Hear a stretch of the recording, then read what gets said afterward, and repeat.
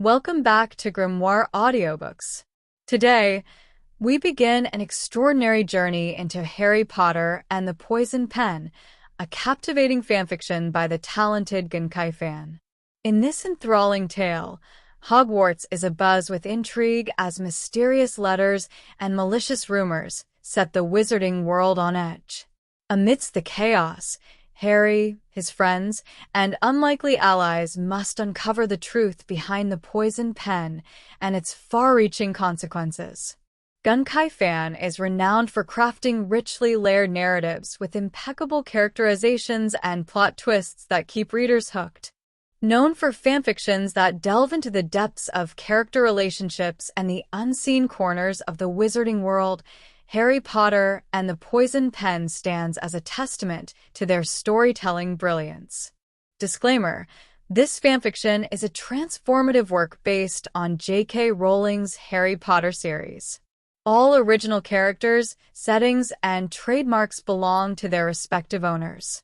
This reading is created purely for entertainment, with no copyright infringement intended. So, sit back, relax, and prepare for a magical roller coaster with Harry Potter and the Poisoned Pen by GenkaiFan at Grimoire Audiobooks. Don't forget to like, subscribe, and hit that notification bell for more magical adventures. And remember, the next part will arrive once this video reaches 35 likes and 35 comments. Let's dive into part 1, chapters 1 to 16, and uncover the mystery of the Poisoned Pen. Harry Potter and the Poisoned Pen by GenkaiFan. 1. Dear Editor, Daily Prophet reporter Emily Anderson was walking into the office of the editor-in-chief when a balled-up bit of parchment went sailing past her. "What's up, Lord Charles?" "Another complaint?" the slender brunette asked as she bent to retrieve it. Unfolding it, she hummed as she read, "Dear Editor, I have been reading the Prophet all summer, and I am confused. Are you a newspaper or a gossip rag? Do you enjoy printing articles that make no sense? Where is your professionalism and pride in reporting news accurately? Why am I asking somewhat impertinent questions? Well, all this ongoing smear campaign against a teenager has me wondering, what are you and the Minister of Magic so afraid of? I mean, come on, Harry Potter is only 15 years old. I see less negative news concerning He Who Must Not Be Named than you print about Harry Potter.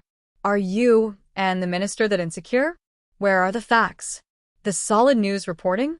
All you are printing is hearsay and conjecture that runs the gamut of making a saint of Harry Potter to making him as reprehensible as He Who Must Not Be Named.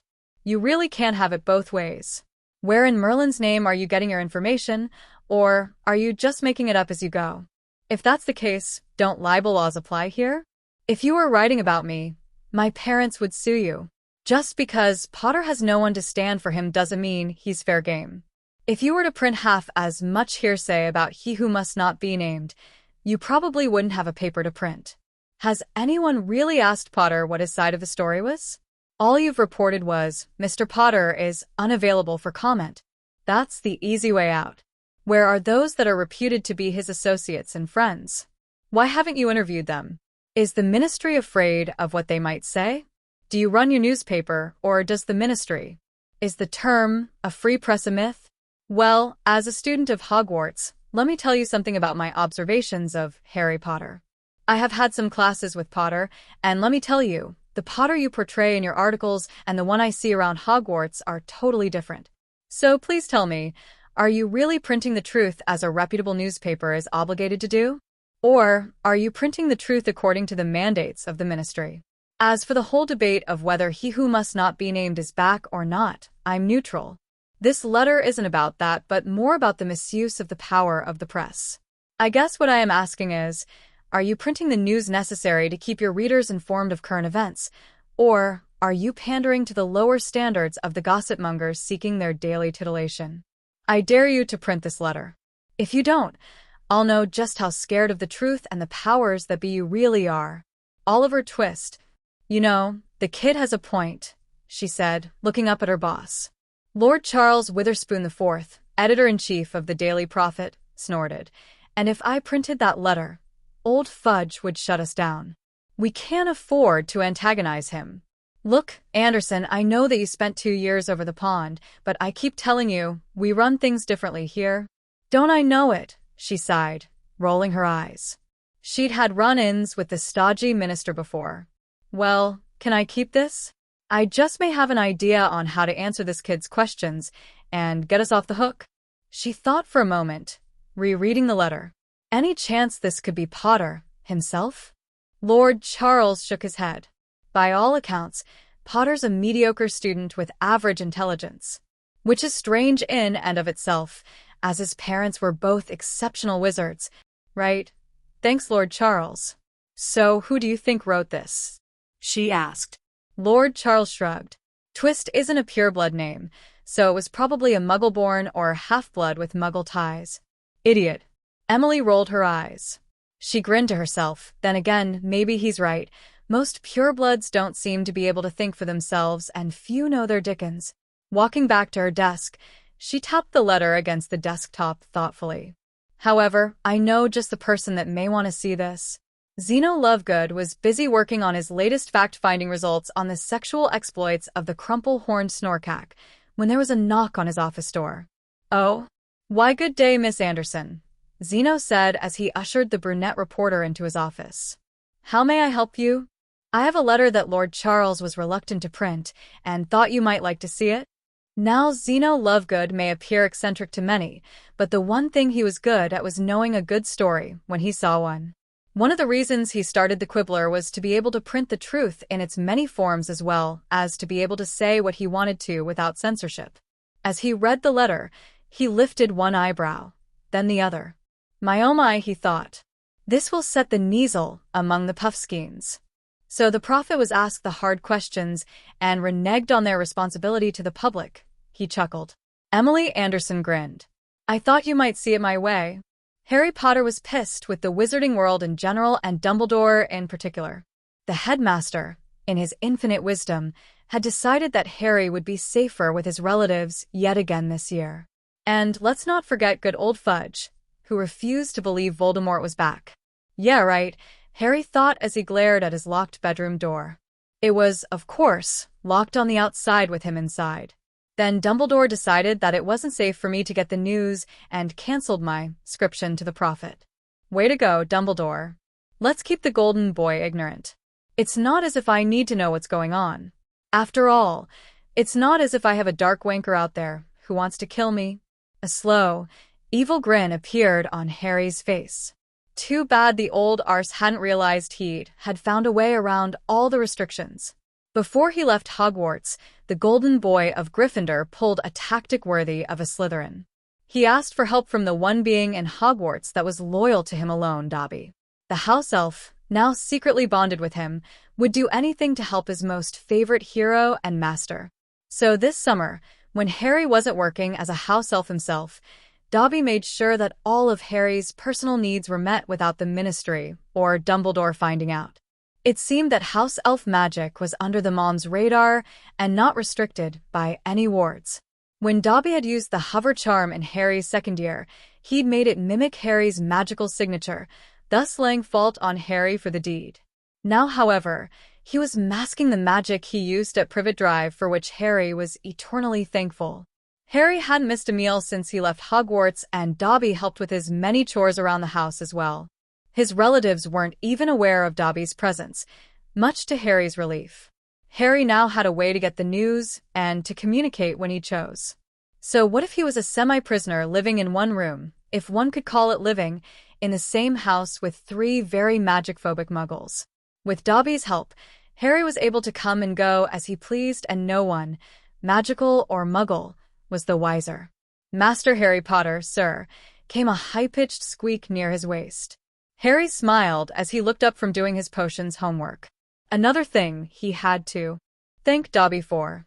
Strange how things didn't seem to stay in a locked trunk when there was a house elf around. Yes, Dobby's? The newsy didn't print your letter. They did send a reply. Oh. Harry took the newspaper and scanned it. A slow grin formed as he read. This is perfect. A small advert in the editorials read, to Oliver Twist. We have taken your questions under advisement. We hear that the quibbler is looking for interesting articles like yours, therefore we forwarded it on to their staff. The editorial staff of the Daily Prophet. Dobby, I need you to get a subscription to the quibbler for me, under the name of Oliver Twist. Have it delivered to my private postbox for now. I'll set something up with the goblins in the future, Harry ordered, setting the newspaper aside. Dumbledore is watching your mail still? Dobby asked, wringing his fingers. Harry sighed and nodded. He's even keeping Hedwig at Hogwarts. Says it isn't safe for her to travel. Dumbledore is being bad. Master Harry, sir. That's why I had you set up the postbox. You still have the key to it. Dobby's head bobbed rapidly. Yes, sir. Master Harry, sir. Dobby keeps it safe. Harry grinned. Perfect. Ever since primary school, the young wizard had hidden his true nature and potential from the world. The Dursleys hadn't liked him outshining their precious dutters, so Harry had to go underground, as it were. It so happened that Dudley and his gang had an allergic reaction to libraries and books, which made them Harry's favorite hideouts. So books became the friends Dutters denied him. Of course, when he finally thought he was free from such oppression, he found he was just as trapped by the wizarding world's perception of him. So Harry decided to keep his true talents hidden from them as well. He didn't think either Hermione or Ron knew how intelligent he really was, and as much as he loved his friends, he couldn't let them know. Hermione prided herself on her knowledge and being first. He knew she would resent him doing better than her. Ron, on the other hand, was a jealous prat to start with and wanted nothing more than to goof off. So Harry decided to use Ron's level of ability as a gauge to go by and avoid conflict. So what if he turned in mediocre essays? What did it matter in the long run? He wasn't sure that he would live to be an adult, all things considered. Between Dumbledore's asinine testing of Harry's self-preservation skills, Snape's hostility, and Old Tom's determination to kill him, Harry's lifespan didn't look to be too long or too pleasant. That's why he wrote to the Prophet. He was tired of that gossip rag dragging his reputation through the mud. If he was an adult, he would be suing the rag for libel. He was not as stupid as people thought. He knew if he had signed his own name, he would have everyone under the sun jumping down his throat for such cheek, thus proving the Prophet right in the eyes of the wizarding world. Emily smiled as she read the next issue of The Quibbler. Oliver Twist's letter appeared as a front-page editorial. Zeno Lovegood printed the teen's letter word for word, and his answer was priceless. Dear Mr. Twist, unfortunately, our esteemed competitor, the Daily Prophet, declined to print your letter for reasons of their own. Only they can reply to your probing questions. I am afraid I cannot speak for them. However, I am more than happy to try to address the more intriguing questions. I may fail to address them fully, but I will try. Truth, I am afraid, is a relative term in the wizarding world. One man's truth is, sadly, another man's lie. The Prophet must cater to authority, while I cater to those who seek the truth. Although my reader base is fewer, I hope they are more open-minded. Your comments about Harry Potter mirror those of my daughters, who it so happens is a year behind him at Hogwarts. According to her, Harry Potter cares more for Quidditch and his friends' safety than calling attention to himself. If anything, Mr. Potter tends to try to hide from the crowd rather than seek attention for himself. As far as I know, we of the press corps have been asked not to seek out Mr. Potter as he is currently enjoying the summer with his family. So, unless we hear directly from him, we have no recourse but to say, Mr. Potter is unavailable for comment at this time, for it is true. Only in America can you find true freedom of the press. As I understand it, it is one of the many basic privileges guaranteed by the laws of their land. I will have to look into it, but I think the Prophet is a privately sponsored newspaper and must therefore answer to their sponsors. If the sponsors have no objections to what is written, then you can be assured it will appear on their pages. Your questions, Mr. Twist, come at a time when we must review many of our beliefs and loyalties. I hope I have answered a few of them to your satisfaction. If not, I would invite you to write back and institute a dialogue between us. Zeno Lovegood, Editor-in-Chief. The Quibbler, 2. First Blood. Emily Anderson stood outside Lord Charles's office door, glaring at the two burly Aurors standing guard who were refusing her entry. Behind the closed office door, She heard the raised voices of the minister and Lord Charles, as well as a girlish, simpering voice that literally dripped malice. Suddenly, the door flew open and Minister Fudge and a disgustingly toad-like woman stormed out. "You'll find out who leaked that letter to the quibbler, Witherspoon, or I will have your job." "I know of several who would jump at the chance," Fudge threatened, jamming a green bowler on his head. Emily was given a curt nod by the Orse as she slipped past them into Lord Charles's office. She found her employer downing a calming draught with a fire whiskey chaser. "What in Merlin's name was that all about?" she queried. He waved for her to close the door and take a seat. He pulled out his wand and cast a few spells. From what she could see, they were anti-spy and silencing spells. "Well, Miss Anderson," Charles said, "it seems our esteemed minister did not like the fact that someone had the audacity to challenge what is said in the prophet. When I told him that I had thrown away the letter, and that someone must have retrieved it, let's say, he wasn't too pleased." Emily sighed and lowered her chin.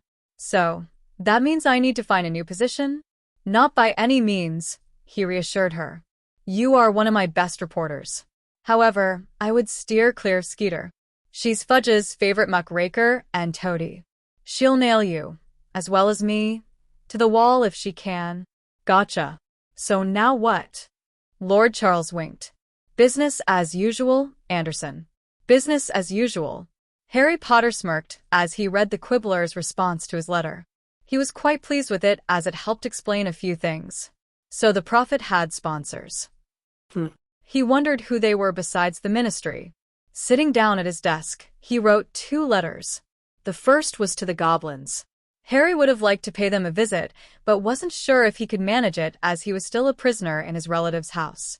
He refused to call this place his home, no matter what the delusional headmaster said. Harry smiled as he reread the letter to the goblins. Setting it aside, he looked at the empty perch and cage in the corner.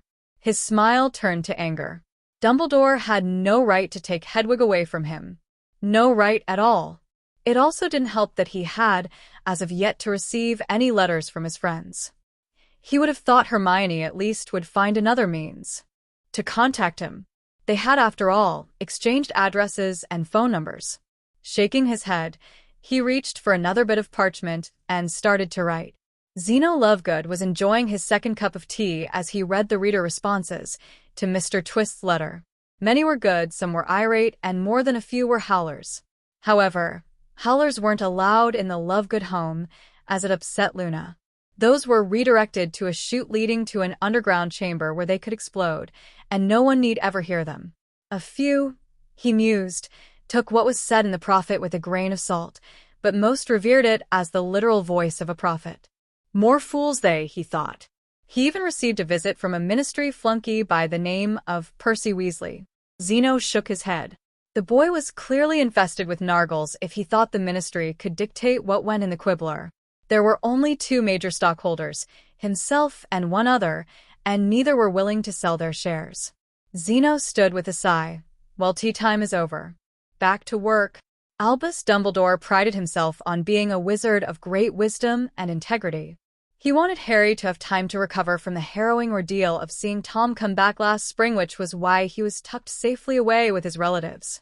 Too bad it wasn't safe to correspond with his little friends, as it would have brought great comfort to the boy. Ah well, it's for the greater good, after all. He started to take a sip of his tea as he picked up the Quibbler, his favorite newspaper.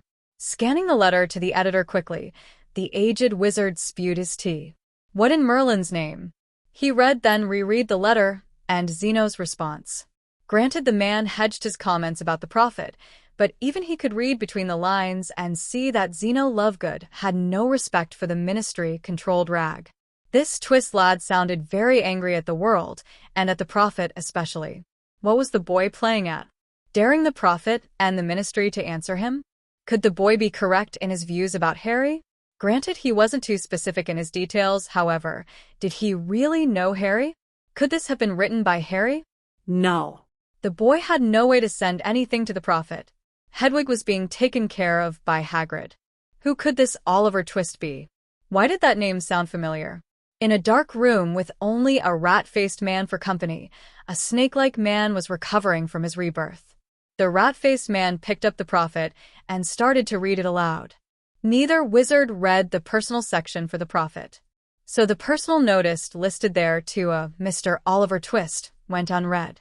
Since neither read the quibbler, they would not understand the notice since they hadn't read the original letter. As for the other followers, no one felt it wise to inform their master of the letter as it was considered far too dangerous to call his attention to it. Gringotts' director, Ragnarok, picked up the letter addressed to Family Accounts Department and scanned it quickly. To whom it may concern, I, Harry James Potter, son of James and Lily Potter, wish to know who my account manager is. I would like a copy of all my bank statements from the time my parents were killed to present time. I know I am underage, but as I will be 17 in a couple more years, I would like to learn how to manage my own affairs. Second, I would like to learn about the sponsors that govern the Daily Prophet. I want to know who owns the Prophet, what is written in their charter, who is on their board of directors, and their last fiscal report. Third, I would like a good recommendation for a barrister. I have a feeling that my rights in the wizarding world are being denied. Lastly, my mail is being withheld from me by my headmaster Albus Dumbledore against my wishes. Therefore, I have rented a postbox that is maintained by a house elf. I expect that all my business and all contacts with your esteemed establishment will be held in the strictest confidence. Therefore, any correspondence will be forwarded to my postbox and not delivered by owl. The postbox is under the name of Oliver Twist. May your gold always flow, and together may we gain much profit. Harry J. Potter. Pinching his nose and closing his eyes, the ancient goblin started to swear in gobbledygook. Lord Potter should have been receiving bank statements since he was 11. If he hadn't, where had they gone? This will bear investigation. Heads will roll if he discovers any fraud. Harry was sitting on his bed, reading a book on wizarding etiquette and customs Dobby got for him. Something Dumbledore should have given him years ago. He snorted. Yeah, right, the old coot. Doing anything that made Harry's life easier? Fat chance. It was only by accident that Harry found out the senile old winker had cancelled the mandatory lessons on wizarding customs for all Muggle-born students Harry's first year. Professor McGonagall had taught her Muggle-born lions on the sly without him knowing. Harry only found out when he heard Dean and Seamus speaking about it in the showers. They hadn't known Harry was in another nearby stall. It made Harry wonder what game old Dumbledore was really playing at. Why did the headmaster find it necessary to keep him in ignorance of the world he had been born into? It was a good thing that Harry was very adept at hiding his intelligence, or he could have really been screwed. Dobby popped in with a stack of mail. Master Harry, sir. Your book order is done. ISE picked it up for USE. Also, the goblins sent USE an important letter and forms to fill out. Thank you, Dobby, Harry said, taking the mail.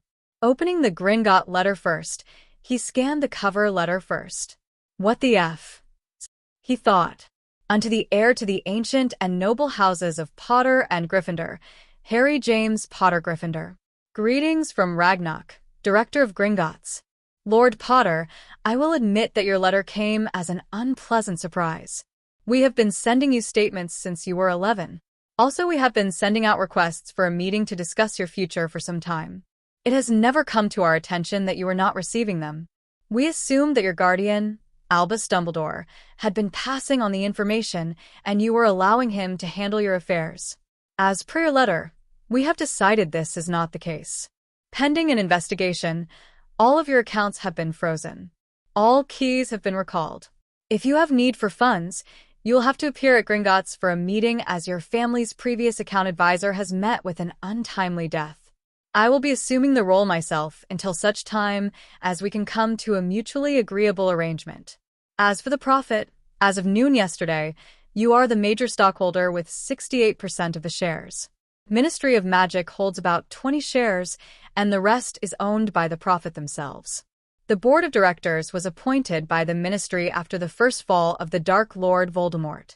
The ministry currently controls the Prophet through political intimidation. Lord Charles Witherspoon, the fourth, is the current editor-in-chief. He was hired by your grandfather, Lord Harold Potter. Lord Witherspoon is a good man, but since the death of your grandfather, his hands have been tied by the ministry. Lastly, Your family has long retained the services of Lord Peter Flinchley Adams as their barrister-at-law. We have notified him of your request, and he will be contacting you soon. It appears that Headmaster Albus Dumbledore had informed the venerable barrister that his services were not needed as he, as the supreme mugwump, would be overseeing your affairs. Lord Flinchley Adams is most anxious to speak with you. We, at Gringotts, were deeply saddened by the death of your parents, Lord Potter. They were esteemed and valued patrons as well as honorable warriors. Rest assured that we believe you when you said that the Dark Lord has returned. We will do everything in our power to assist you in your battles. We need to speak soon. May your gold always flow, and together we will make much profit. Ragnarok, Director of Gringotts. Potter Account Manager. 3. Truth takes a back seat. Arthur Weasley, head of the Weasley clan, stepped out of the courtroom with a very pale Harry Potter. It had been a grueling hour and a half for both. Fortunately for Harry, the Wizengamot had found the boy innocent of using underage magic to chase 2 Dementors away from himself and his Muggle cousin. It had been a near thing. Albus Dumbledore saved the day at the trial and then promptly left, leaving Arthur to take care of the traumatized young wizard. The tall redhead was perplexed with the elderly wizard's cavalier attitude towards the distraught boy. Why had Albus left in such a hurry? And why didn't the man look at Harry, greet him, or comfort him? He was sure Albus had his reasons, but not explaining them had left young Harry bereft and shaken. Wait, Mr. Potter? A moment of your time? A stately elderly wizard strolled up, holding a cane in the air to draw their attention. The man was well-dressed and carrying a briefcase in his left hand. Sorry, no autographs, Arthur started to say, ushering Harry towards the exit. I should hope not, said the elderly gentleman, pulling out a card. I am Lord Peter Flinchley Adams, retainer for the Potter family for many years. Harry took the proffered card and looked it over. Why are you just now approaching me? He asked, confused. My apologies, Mr. Potter. I was unable to attend your trial. It would seem someone in the ministry owed me the incorrect time and place, the distinguished wizard complained disdainfully. For which I wish to offer my sincerest apologies, Mr. Potter. I can assure you no one in my office would make such a reprehensible blunder. Arthur looked at Harry, who was fingering the business card. Both were thinking that having a barrister earlier would have helped tremendously in Harry's defense. Leaning closer, the silver-haired gentleman placed a hand on Harry's shoulder. Could I have a moment of Mr. Potter's time in private? Now see here. Arthur sputtered. Recognizing the wizard was one of the top barrister of the wizarding world. This regal wizard was not someone to offend. However, he had his orders from Albus. I need to get Harry back to the burrow. Molly and the others are waiting for us. This will only take a few moments, sir, the barrister reassured, glancing at the teen. I don't see what it would hurt, do you, Mr. Weasley? Harry asked, turning to the gentleman in question. You aren't a Death Eater, are you? Lord Peter smiled, raised his cane, and invoked an oath. I, Lord Peter Flinchley Adams, do swear on my magic that I am not now nor ever will I be a follower of the Dark Lord Voldemort. Yes, I too can say his name. I am who I claim to be, a barrister-at-law and a personal retainer to the Potter family.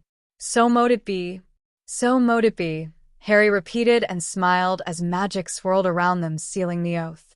Turning to Mr. Weasley, he pleaded, I would like to hear what he has to say. Arthur sighed but nodded. Very well, Harry, but I have to stay with you. Albus and Molly would have my head if anything happened to you. If I may, Lord Peter Flinchley Adams interjected. Headmaster Dumbledore has refused me access to Mr. Potter since his parents were killed. He ushered them into an empty nearby conference room. Furthermore, he has repeatedly denied all my requests to meet with him since his return to the wizarding world at age 11. I can assure you both, what I have to say is very important. A stunned Arthur complied silently as the door closed behind them. Harry was delighted. Finally, someone would be on his side. The brief meeting went well. He could tell that Mr. Weasley was overwhelmed by it all. Thankfully, Lord Peter was able to get a wizard's oath from Mr. Weasley. Lord Peter had insisted on the oath to protect his client's rights to privacy. Harry and Lord Peter couldn't go into great detail on past family business with Mr. Weasley present, but it was a start. Lord Peter was appalled that Harry had been kept in the dark about his rights and status in the wizarding world. Later that night at the Burrow, while Ron was sleeping, Harry was able to write a quick note to Lord Peter about how to contact him without using an owl. It wouldn't do for anyone to intercept any of their correspondence. It was unfortunate that he couldn't tell the barrister everything he wanted to with Mr. Weasley listening in. He instructed Dobby, now that he was back in the wizarding world, that any mail addressed to Oliver Twist should be placed in a new envelope and readdressed to Harry Potter before it was delivered. It just wouldn't do to have Harry Potter to accepting mail addressed to Oliver Twist. Dobby was also instructed to make sure that Harry's magic signature could not be traced on any outgoing mail as a precaution. Setting up a date with the goblins would be tricky. He was sure that he would not be allowed to go to Diagon Alley alone. Maybe if he asked Mr. Weasley if he could accompany him? No, Mrs. Weasley and Dumbledore would not allow it. Maybe if he asked the goblins for a solution? Ragnock tapped the letter he had just received from Mr. Potter. The meeting between him and Lord Flinchley Adams went well, but had been supervised by a third party. Mr. Potter expressed his regrets about missing the meeting between him and the goblins as someone from the ministry sent 2 rogue dementors after him and his muggle cousin. Now Mr. Potter would be watched constantly and have no way to get free of his watchers. A slow smile formed on the ancient goblin's face. There was one way to fix that. Quickly he wrote out his orders and a letter to Gringotts' most valued customer. That done, he sat back and waited. That next evening Dobby slipped Ron a sleeping draught that the goblins had provided. Once Ron was safely asleep and the house quiet for the night, Harry took out the portkey and whispered, "Prophet." Since the third task, Harry had been a bit squeamish about using a portkey, but he'd been reassured that this one was to Gringotts and nowhere else. Harry trusted the goblins more than he did almost anyone else. Landing unceremoniously in a heap at the feet of 2 goblin guards, Harry swore under his breath. The guards grinned at the young wizard before helping him up. "Mr. Potter?" one of them asked. "That's me," Harry said, dusting himself off. "I have a meeting with Director Ragnock." The meeting lasted an hour and a half. Harry and the goblins agreed they couldn't take the chance for him to be missing longer than that. Both he and Ragnock had a list of items that needed to be worked out. They were both pleased with the outcome. Nothing was fully solved as it would take more than just an hour to go through everything, but they at least had a good start. Harry was pleased to note that Dumbledore had kept his fingers out of the Potter accounts, even if he was receiving Harry's bank statements. Gringotts had sent a letter to the elderly wizard that all keys and bank statements were being recalled due to irregularities. The ancient wizard had sent a reply that he was agreeable with this arrangement and to let him know when he could expect the problem to be resolved. Harry smirked, placing the Potter heir's ring on his left hand. "How long can you stall?" he asked as he watched the ring become invisible. "For as long as you need, Lord Potter," Ragnock replied with an equally evil smirk.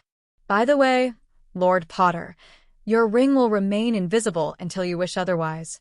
Harry returned to the burrow, with no one the wiser. Not sleepy yet, he sat down at Ron's desk and started to write another letter. Zeno Lovegood was looking over the prophet's perspective on the farce known as the Trial of Harry Potter when an owl delivered a letter. "Dear Mr. Lovegood, thank you for answering my questions when it appeared that the Daily Prophet refused to do so. I really appreciate the answers you gave about truth in reporting. I had never looked at it in that light before. You were right about truth and lies. Take what happened to Harry Potter recently. I read the trial account in the Prophet, and it had me wondering about a few things. So, I went to my father's barrister. He said if I really wanted to know more about it, he would try to get a copy of the trial transcript. So I said yes, I was interested, and he did. Did you know once a trial is over, it becomes public domain? Unless sealed by the ministry, anyone can receive a copy. The question I wondered was why didn't they use Veritaserum to get at the truth? Or a pensive? I mean, they were trying Potter as an adult after all, according to the Prophet, even though he is only 15. Last I knew, 15 was still considered a minor. Then too there is the fact that the ministry changed the time and place of Potter's trial at the last minute, after which they failed to notify the defendant of the changes. Was the ministry trying to get Potter convicted without even being there to defend himself? Where was due notice? Why didn't Potter have legal counsel? Has anyone other than Potter ever been tried as an adult for underage magic without the benefit of counsel before? As you can see, I have serious doubts about our legal system in the wizarding world. Is the ministry that dictatorial when it comes to the rights of an underage wizard? And lastly, where were Potter's guardians in all this? Why weren't they at the trial? According to the transcript, no one spoke up for Potter. That is until the headmaster arrived with a squib witness. Is this lack of concern for the rights and well-being of a magical child typical of the wizarding world of Britain? Could you set me straight on this? Enclosed is a copy of the trial transcript that the ministry sent me. Maybe you can point out the wisdom of our judicial system that I am missing. Sincerely, Oliver Twist. Zeno read the letter and then took out the parchment scroll that had the official seal of the ministry. The next hour, he went through the transcript and shuddered.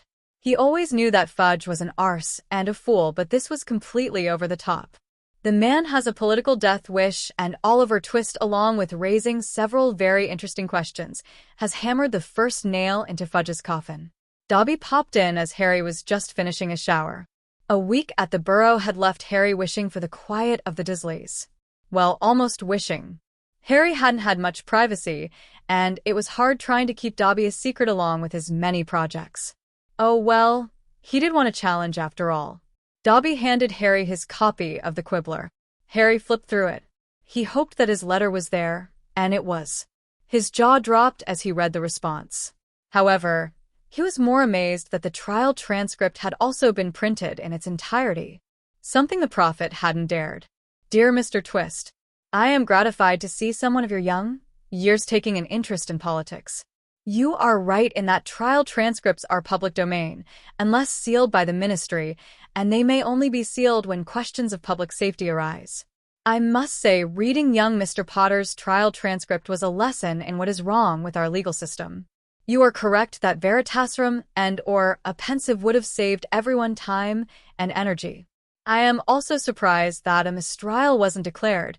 As you have pointed out, Mr. Potter wasn't represented by legal counsel. Having Albus Dumbledore speaking on his behalf was not a suitable substitute for legal counsel. It makes me glad I went into journalism. As for the Dementors, I too would like to know how two of them made it to Mr. Potter's Muggle home without the ministry being aware of their movements. They are, after all, restricted to Azkaban and under ministry control. To my knowledge, they are not permitted to leave the island without ministry approval. It is obvious from what I read that it was a clear case of self-defense on Mr. Potter's part.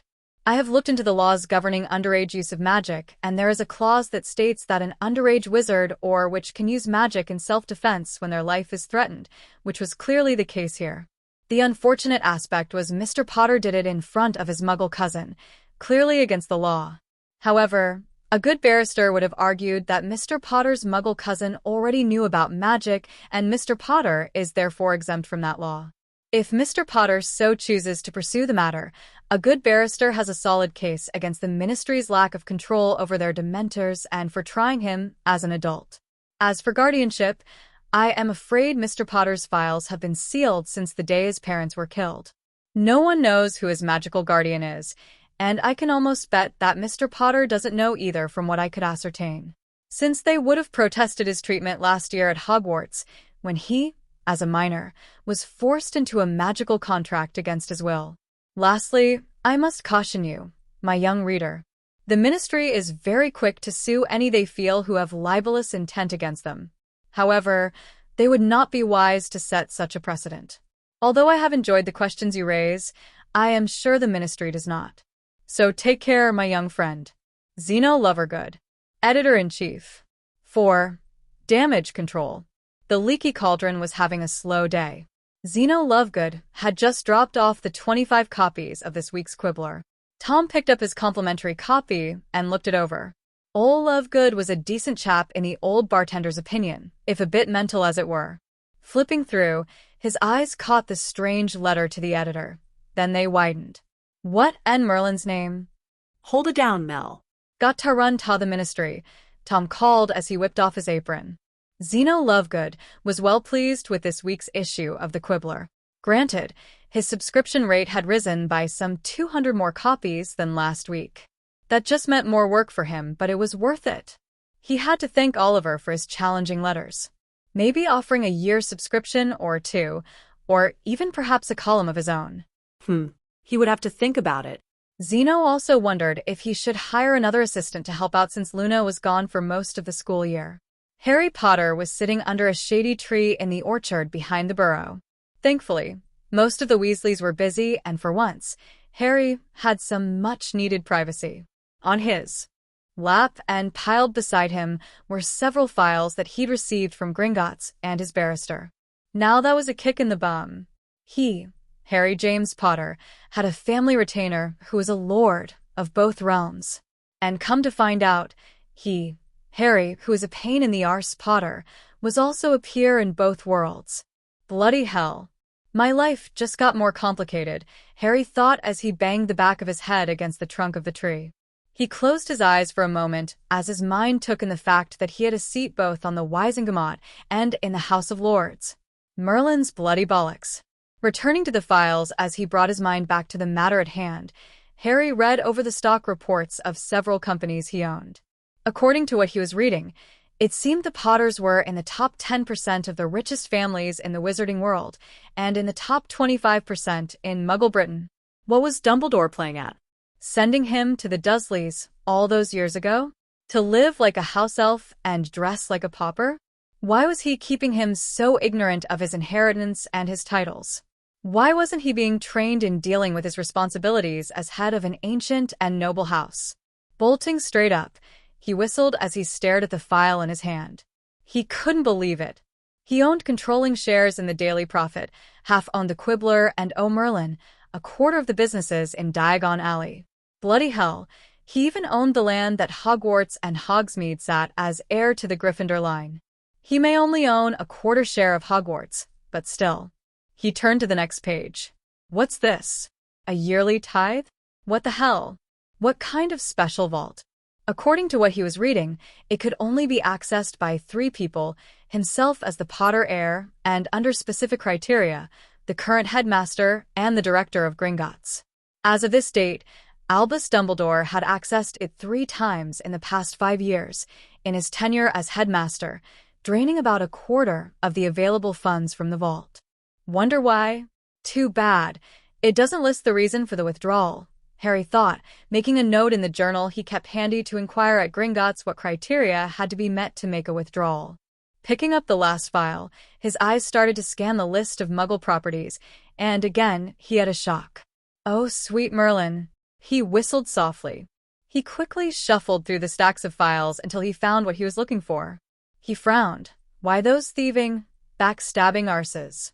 Vernon Dursley was having a good day. Grunning's stock had recently risen 2 points on the market shares, netting him a hefty bonus from Old Man Grunning's. Dudley had been given a clean bill of health from his ordeal with those unnatural thingies that went after his freakish nephew.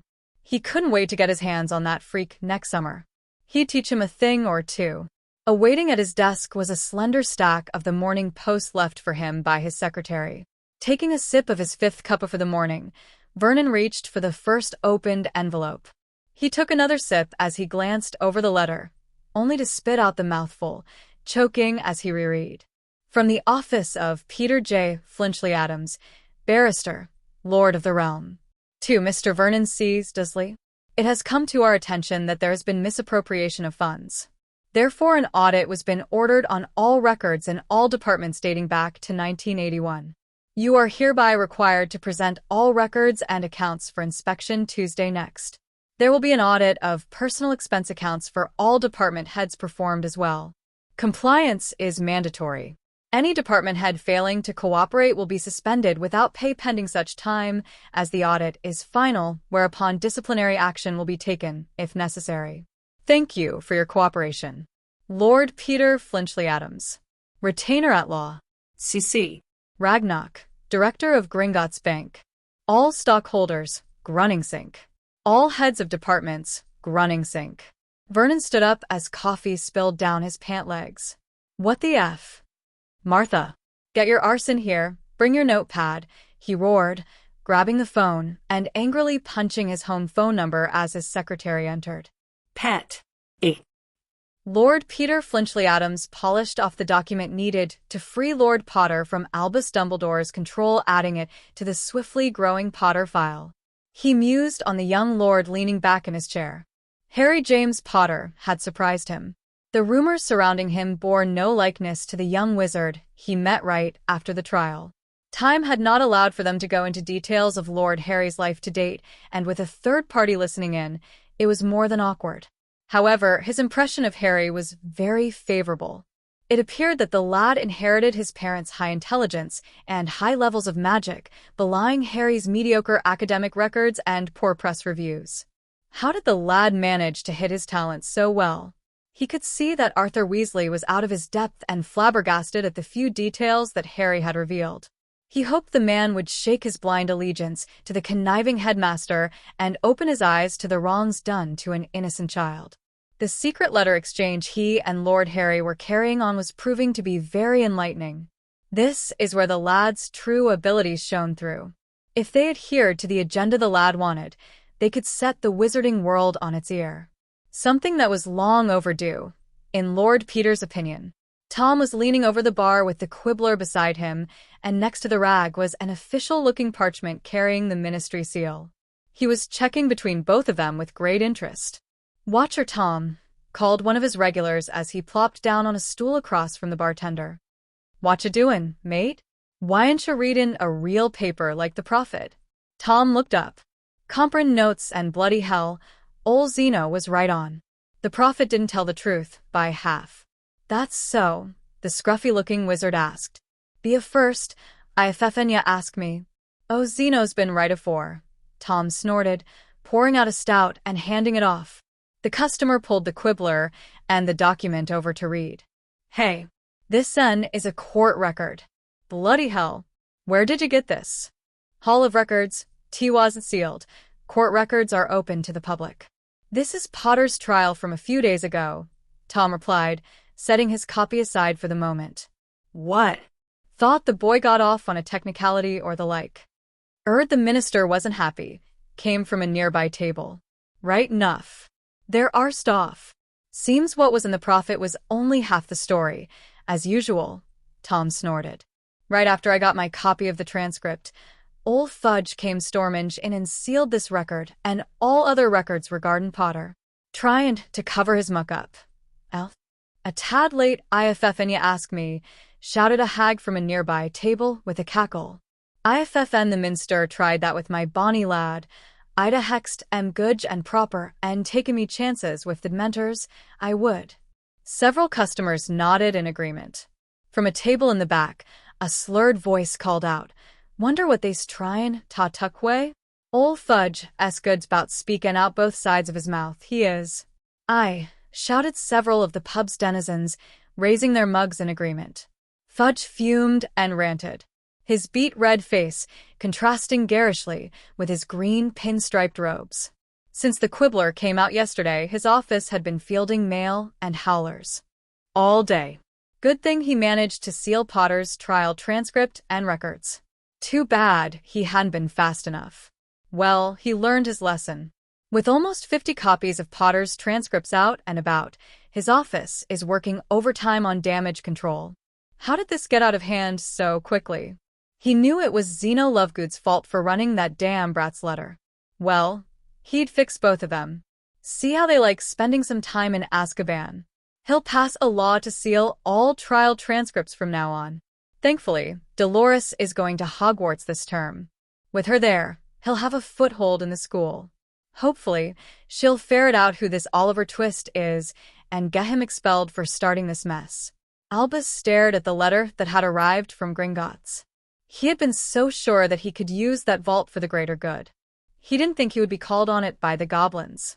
It had been almost 3 years since his last withdrawal. He would soon need more, and just where was he going to get the funds?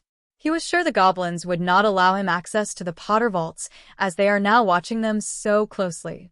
Unto Albus Percival Wulfric Brian Dumbledore, headmaster of Hogwarts.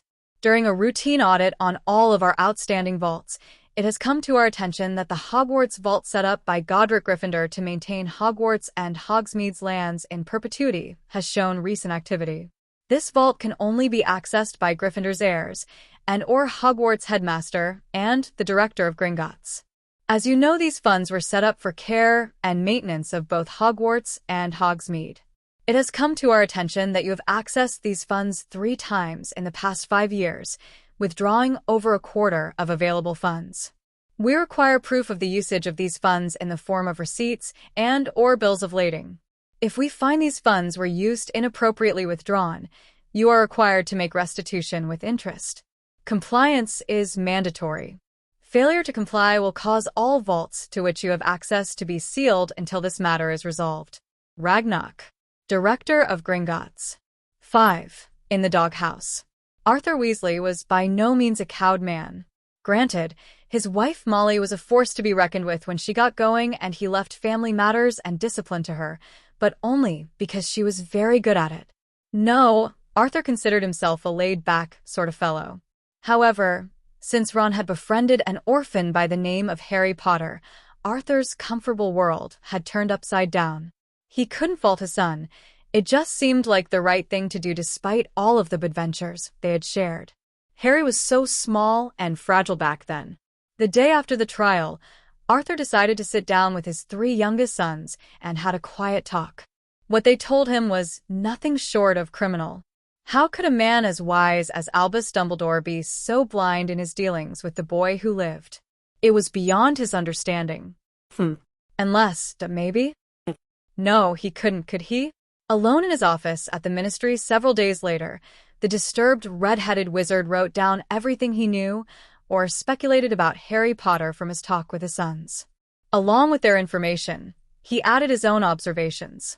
It was too bad he couldn't speak about the meeting with the Potter family barrister as his oath prevented it. On a separate parchment, he made a note about the necessity of taking Harry to consult his barrister, if he could dodge Albus to do so. Arthur also jotted a reminder to ask the goblins to check on the wards around Potter's Muggle relative's home. A person as important as Harry Potter should have extensive wards protecting his home. He now wondered just what kind of wards Albus had actually placed, and if they were as effective as the headmaster claimed. At lunchtime, Arthur Weasley walked out of this office, told his secretary he would see her after lunch, and strolled casually through the Ministry. He stopped to chat with fellow co-workers before going to a small hidden drop chute inside a normal-looking stall in the men's loo. There he dropped all of his morning musings into the chute. 00000. An operative in the unspeakable department knocked on the head's office door. A report just came in from the spark plug, Croaker, he said, handing over several pieces of parchment. It makes an interesting read if you ask me.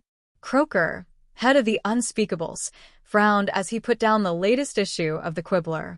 Let's see it. Harry sat at the kitchen table at Grimmauld Place listening to Sirius as he held court during dinner. Laughter and mayhem seemed to be the soup du jour. In Harry's opinion, it made for a lively contrast to meals at the Dursleys. According to the adults, there was an order meeting tonight, so several people that Harry had never met before sat around the table with them. Tonks was at the far end, showing off her amazing Technicolor skills as a metamorphomagus. Interesting person, Tonks, Harry mused. Hard to believe she is Sirius' cousin. Harry stifled a sigh. He had at first been thrilled that Sirius wanted him to live with him last spring, but now, Harry wasn't too sure. His trust in adults was very flimsy at best, and after he had a chance to sit down and think things through, he had to wonder about Sirius' motives. Harry couldn't get over the fact that Sirius put revenge against Wormtail first, before making sure that toddler Harry was safe and well cared for. Shouldn't his top priority have been Harry and not revenge? Wormtail could have waited, after all. Instead, he let his immature temper lead him to Azkaban and left Harry to gentle care of the Dursleys. Then there was Sirius' slip of tongue, from time to time, calling Harry James. Not to mention that this summer he hadn't gotten any mail or visits from his so-called godfather. There were ways to visit without Dumbledore knowing, and Merlin knows he had a house elf that could have delivered mail and food.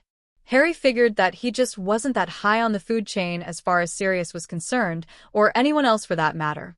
Also, Harry couldn't get past the heated discussion that he'd had with his friends about their lack of communication. Of course, according to them, he didn't write either. Well, how could he if Dumbledore had Hedwig? Not their problem, he was told. He had rounded on Hermione about using Muggle mail, and she only snapped that he could have too. He countered with the fact that the Dursleys screened all the post, and how was he supposed to buy stamps for postage with no Muggle money? His relatives certainly would not have given him any Muggle money or stamps. Hermione huffed and said it didn't matter.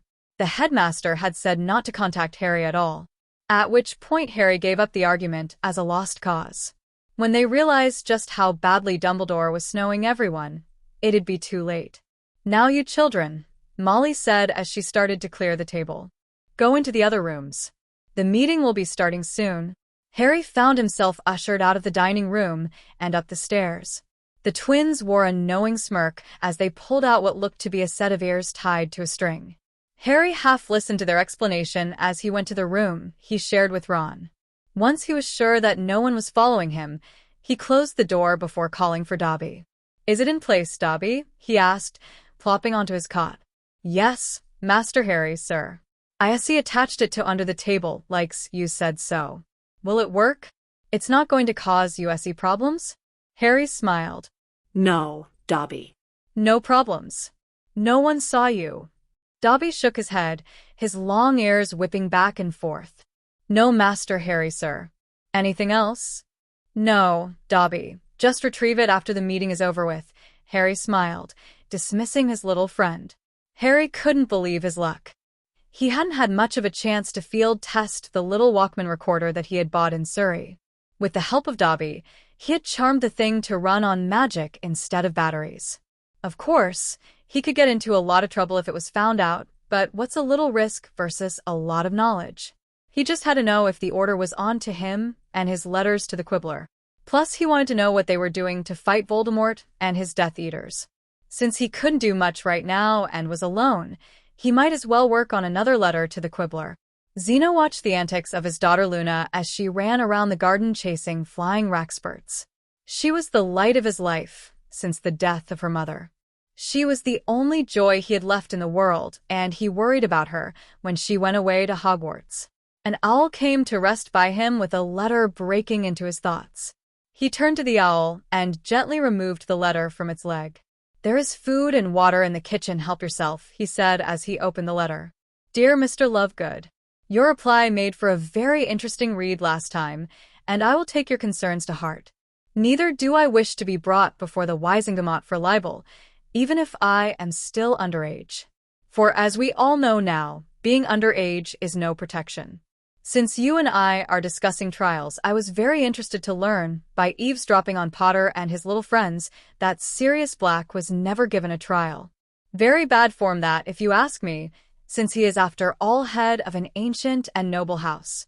If the Ministry can so blatantly do that to one head of an ancient and noble house, what keeps from them doing it to another? Oh, I forgot they did. According to the prophet, Potter is also the head of an ancient and noble house, even if he is underage, and look at the farce of a trial he was given. Where was Albus Dumbledore in all this? Why didn't Professor Dumbledore push for a trial for Black? He was head of the Wisingamot at the time, and it was certainly within his power to do so. Why did he stand by and condone such a miscarriage of justice when 3 little drops of Veritaserum would have put paid to the whole matter? Last spring, I managed to overhear Potter and his little cohorts discussing Black. Did you know he was Potter's godfather? And according to what I overheard, he wasn't even the Potter's secret keeper? Potter mentioned someone by the name of Peter Pettigrew was. Potter claimed that Pettigrew was alive and hiding, and no one was seeming to take him seriously when he told them about it.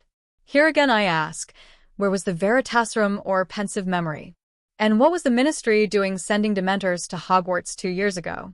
I was at the game where Potter was almost kissed. Yes, almost kissed. What kept them from going rogue with all the fresh, impressionable minds around school? What was the Ministry's take on all this? Why, it was to keep us safe from a lone serial killer. Oh please, Dementors have killed more people than Black allegedly did. So, isn't putting a hungry pack of wolves in with the lambs and then expecting them to behave rather idiotic? Don't you think a lone serial killer whose only target is said to be Harry Potter is far less of a threat than a pack of dementors who don't care whose soul they happen to suck? Lunch is served at Hogwarts and the students are the main course. What is the policy of Veritaserum on minors and pensive memories used in trial? Why haven't Potter and his cohorts been questioned and their memories viewed to confirm or deny their statements? Or is the ministry afraid that the truth might actually come out and make them look the fool? The more I dig through this little fiasco, the more it has holes the size of bludgers in it. Also, what about the Queen's Law? Is the ministry so removed from reality that they forget to acknowledge British common law? We are, after all, still the Queen's subjects. Maybe I shouldn't question things. Maybe I should be a sheep and do nothing like most wizards. However, I like to sleep at night with a clear conscience if you can understand that concept. It would seem not many in the wizarding world do. Oliver Twist. 6. Trust issues? Emily Anderson blew out her cheeks and huffed in frustration. She'd spent the past 3 days wading through mountains of files in the Daily Prophet archives as well as the Ministry Hall of Records. The tip from Lovegood was a good one. He'd been right on target. The ministry was trying to bury their mistakes with Sirius Black. According to Fudge, Black was being blamed for everything, from being a Death Eater to being responsible for the nasty, overflowing urinal in the men's loo. Anything and everything, the minister was trying to pin it all on the escapee from Azkaban. According to public opinion, it was working. When Lord Charles came out of that fateful meeting with the barrister last week, he announced that the Prophet was under new management.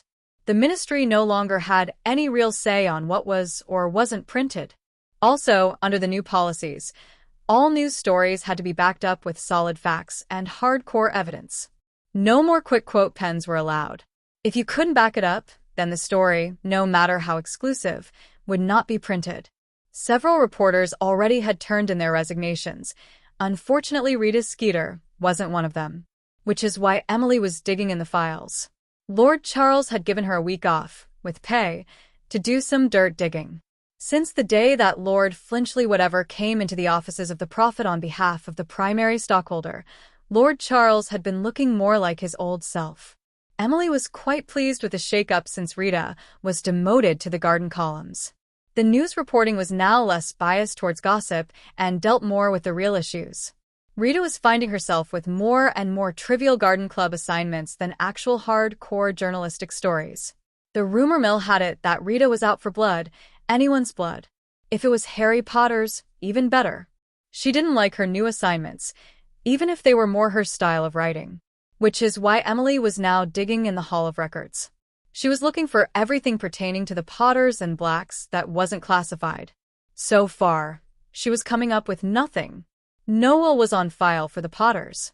Strange, as the Potters, a wealthy, ancient, and noble house, knew that the Dark Lord was hunting them, so they had to have a will made up to protect the interests of their infant son, Harry.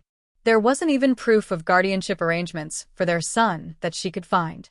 All this smacked of a cover-up, but how to go about proving it? Harry was getting used to the small amount of sleep he'd been getting since his return to the wizarding world. At least once a week, around midnight, he would portkey to Gringotts for a meeting with his advisors, Lord Peter and Director Ragnarok. Both were very helpful in their advice on Harry's legal and financial dealings. Harry, however, had been looking over some law books and had a question for both. Tomorrow would be his 15th birthday, so he felt it was only fitting to ask this question. So, hypothetically, Harry queried in the meeting the night before his birthday if 3 government bodies declared, for legal purposes, a minor to be an adult in such a way that it became public record, would said minor, due to the precedents set, be considered an adult in the eyes of the law. "What do you mean, Lord Harrys?" Lord Peter asked, a bit stunned by the question. "Well, let me put it this way," Harry said. "Say a 14-year-old boy's name came out of a magical artifact that had a magical age restriction of 17 on it, and yet said authority figures in charge required said underage teen to honor the magical contract without the written permission of parent or guardian. Would that constitute acknowledging the teen in question as a legal adult? Then, the same 14-year-old boy was brought before the whole Wisingamot for violation of underage magic use and was tried as an adult.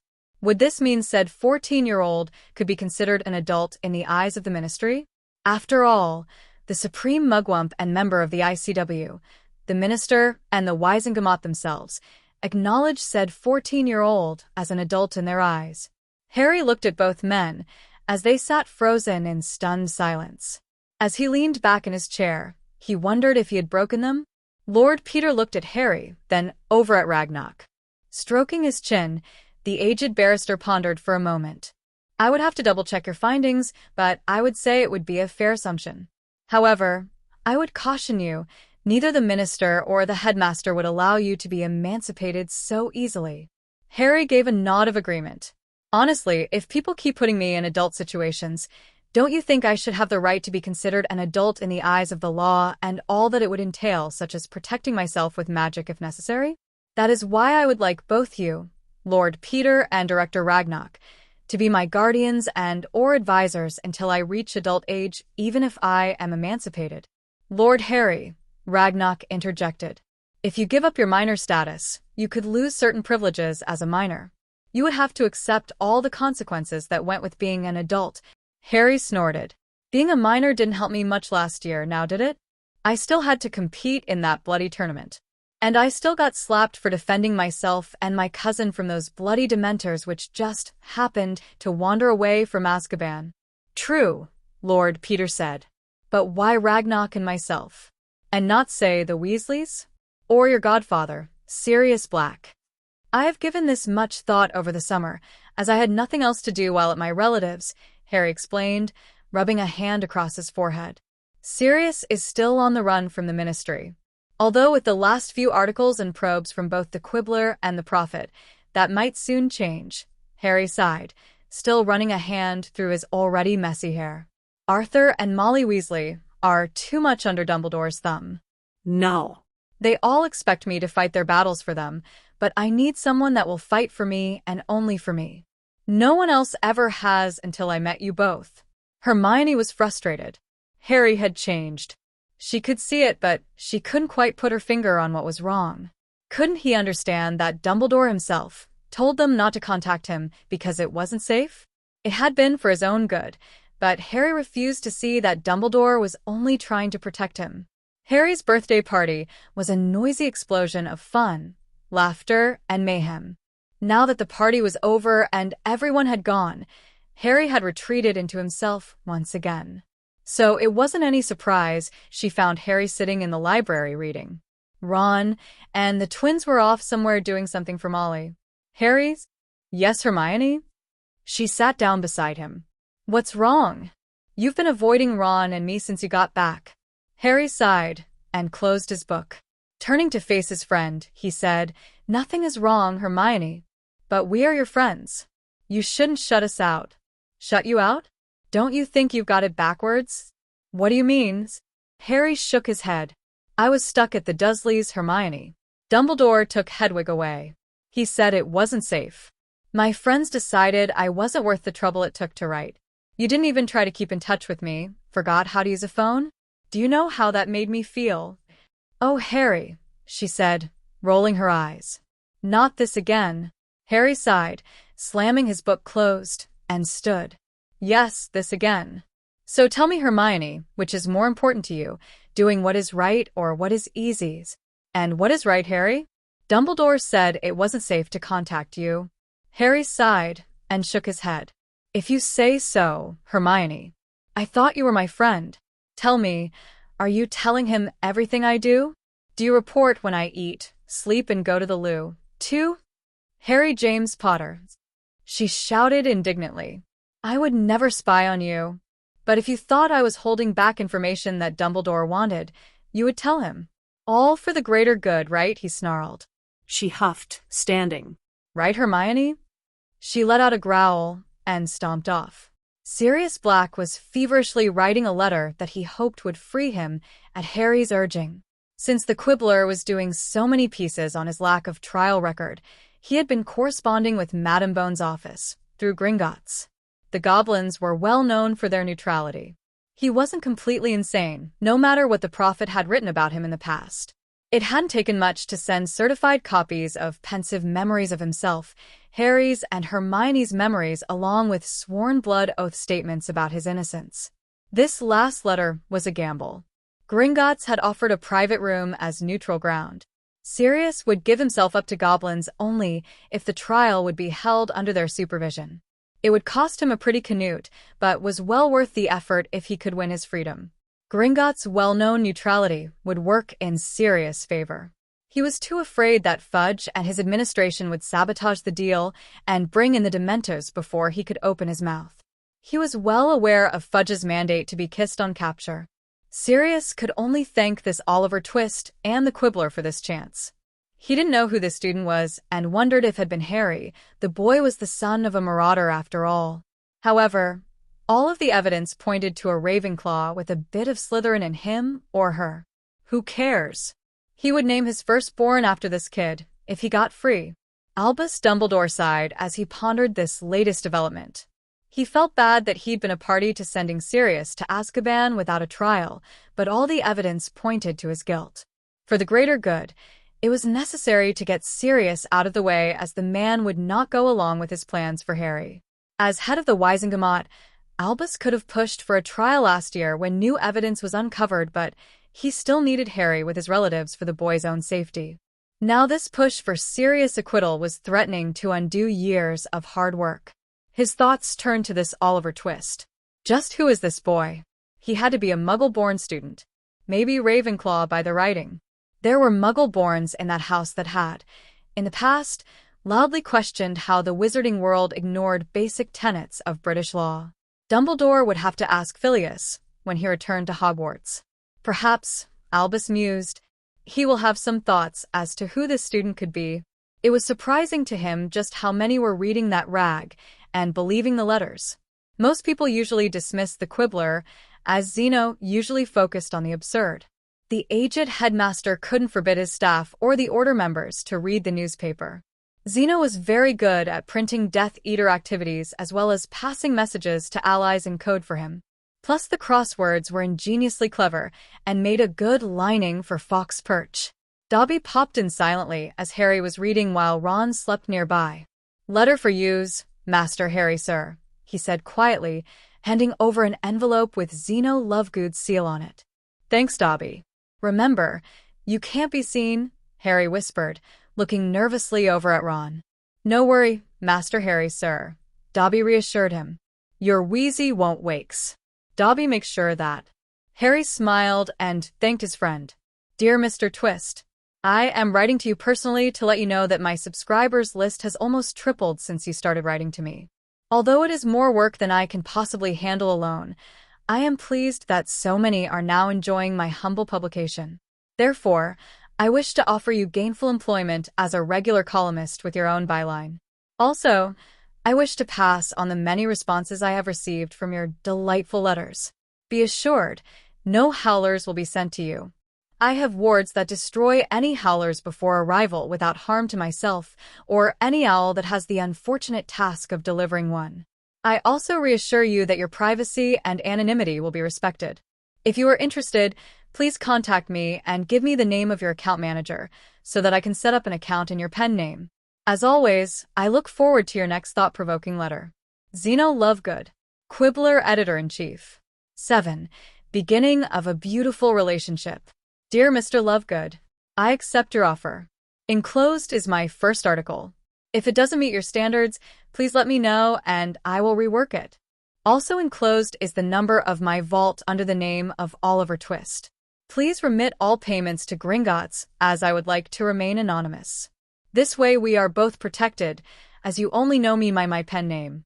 I hope this will prove as protection for you from ministry harassment and is not too much of an inconvenience for you.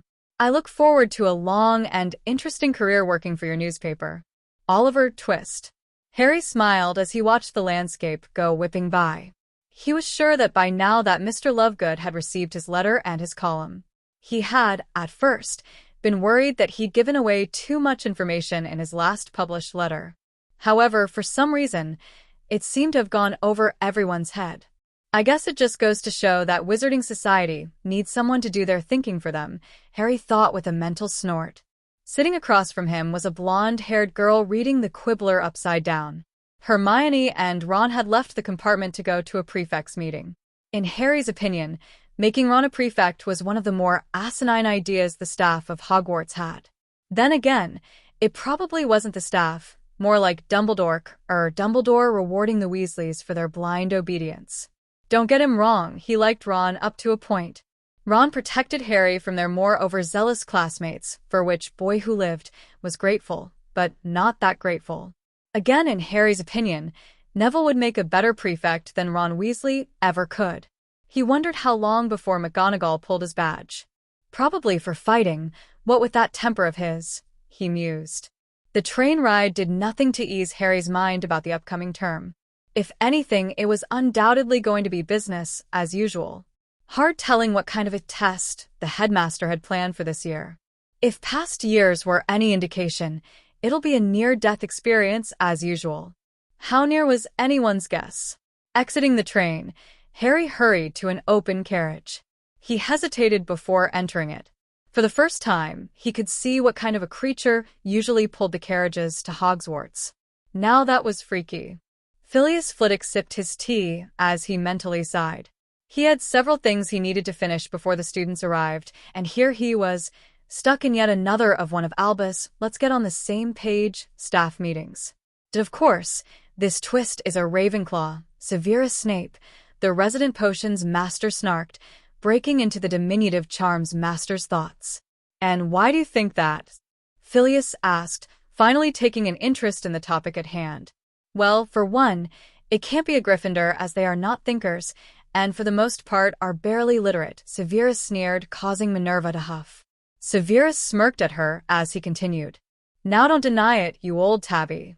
We all know that your little lions are not capable of questioning anything, much less writing about it coherently. They tend to leap before they think.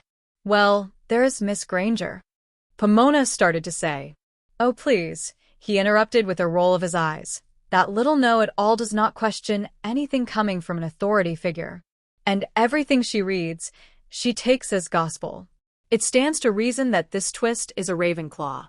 I am sure that Phileas would back me on this. Don't get me involved in this discussion, Phileas said. I really do not care who Twist is. I applaud any student that questions the world around them.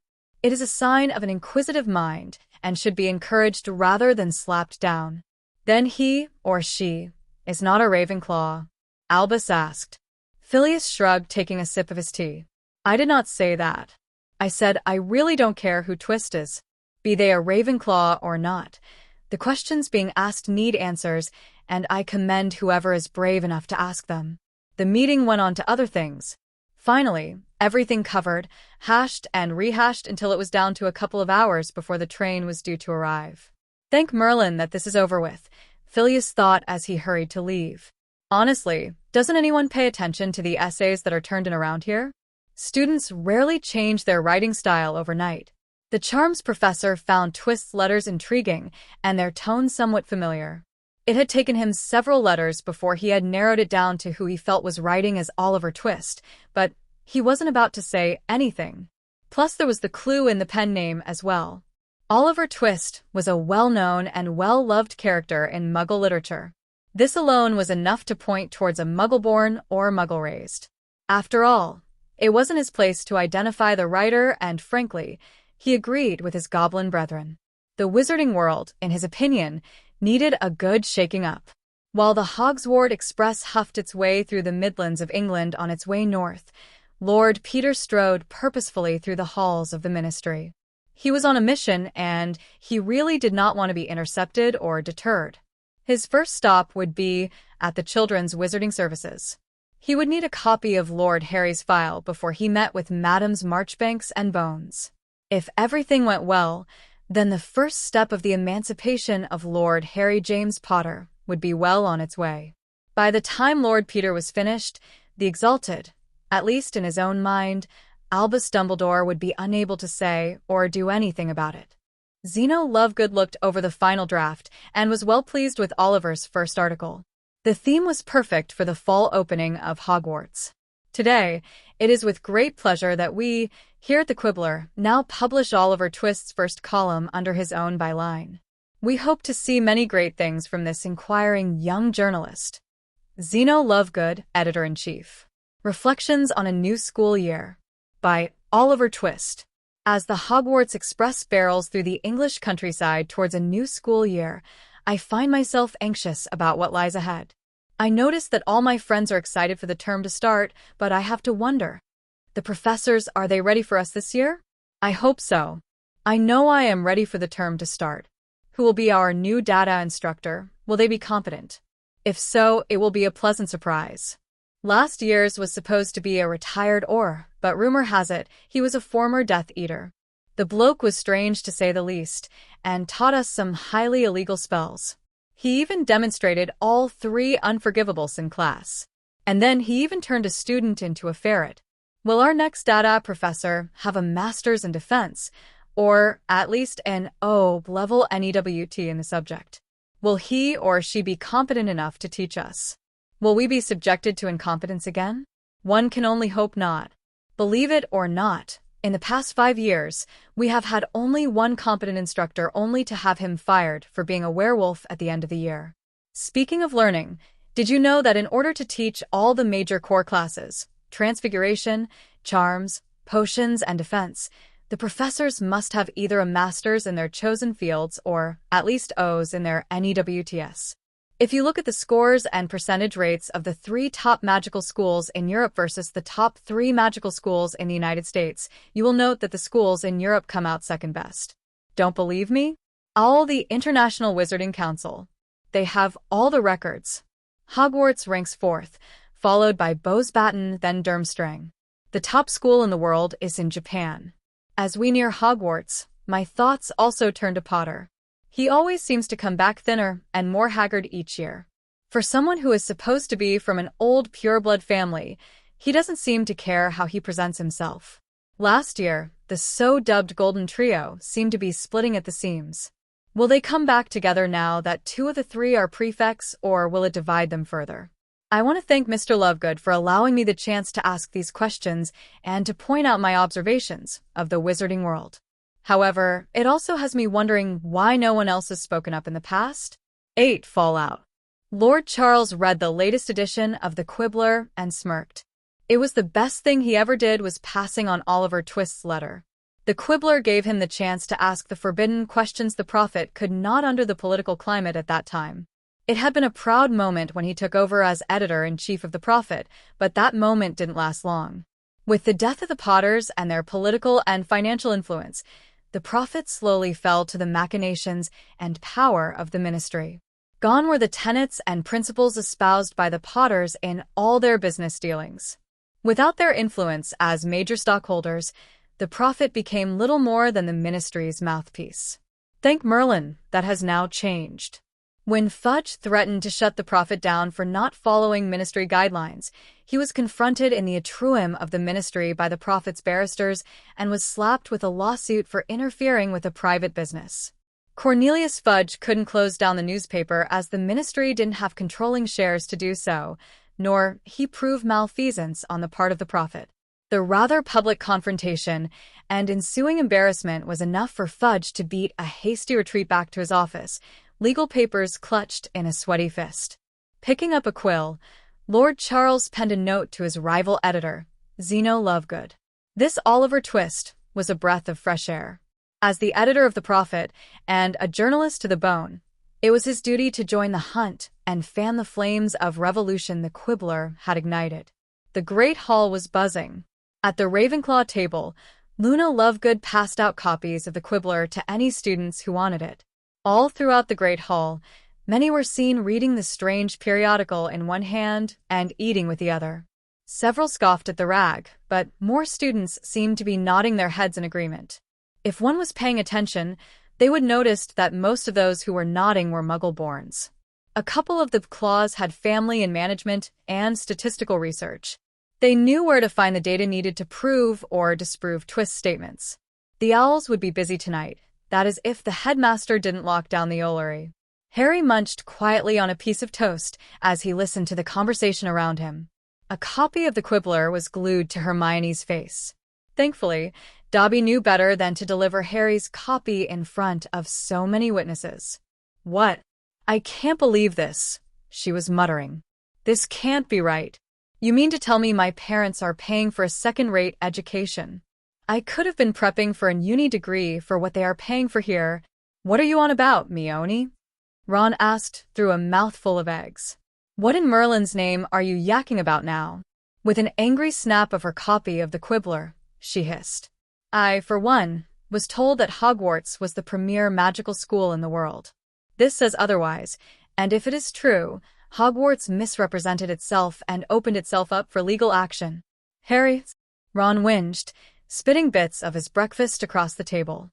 "Has she gone mentals?" How? "How did he know we made prefect?" she stammered. "We didn't know until a week before the train." Harry leaned back in his chair, brushing off the half-chewed bits. "Leave me out of it, mate. It's getting late. I have to get to class. Ask one of the Ravenclaws if you aren't sure. They get off on such things." Harry shrugged at Hermione as he gathered up his bag. "Maybe he wrote it on the train and saw you two patrolling?" Phileas Flitwick was well pleased with his house. Ravenclaws were research-driven, but they also knew that logic isn't the be-all and end-all of a problem. Given time, he knew that he would be reading research papers based on today's Quibbler article. He chuckled quietly to himself. They should prove interesting reading. At the other end of the head table, Severus Snape viciously balled up the Quibbler, crunching it tightly. How dare they print such blatant rubbish? How dare that impertinent brat infer that instructors of this school are incompetent? To all seated at the head table, it seemed that the potion's master took personal exception to the claims in Twist's article. "Severus, my boy," Albus said, looking up from his morning treat of lemon curds and scones. "Whatever is the matter? Have you even looked at this rag, Albus?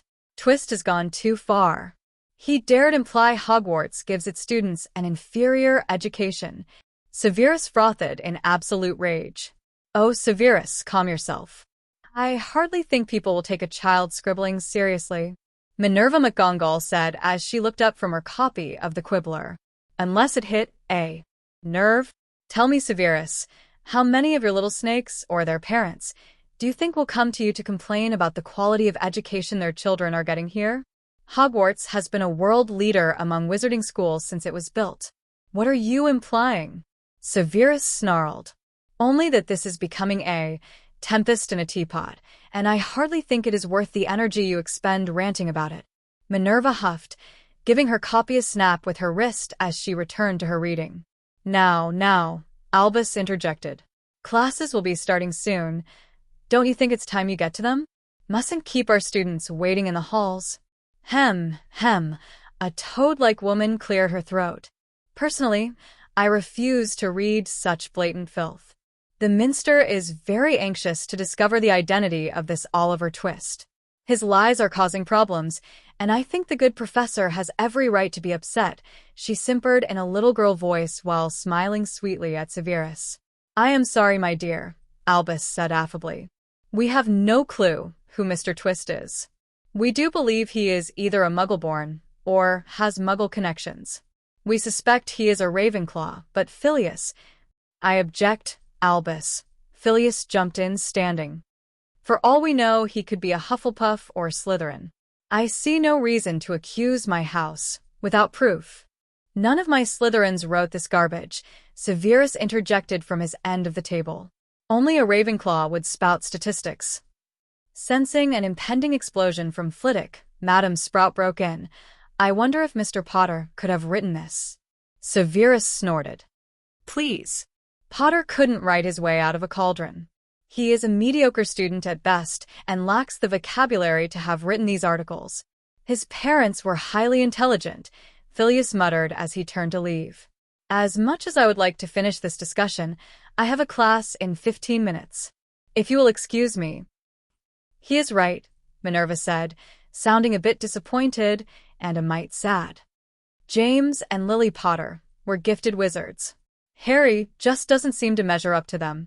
"Thank Merlin," Severus muttered as he stood to leave.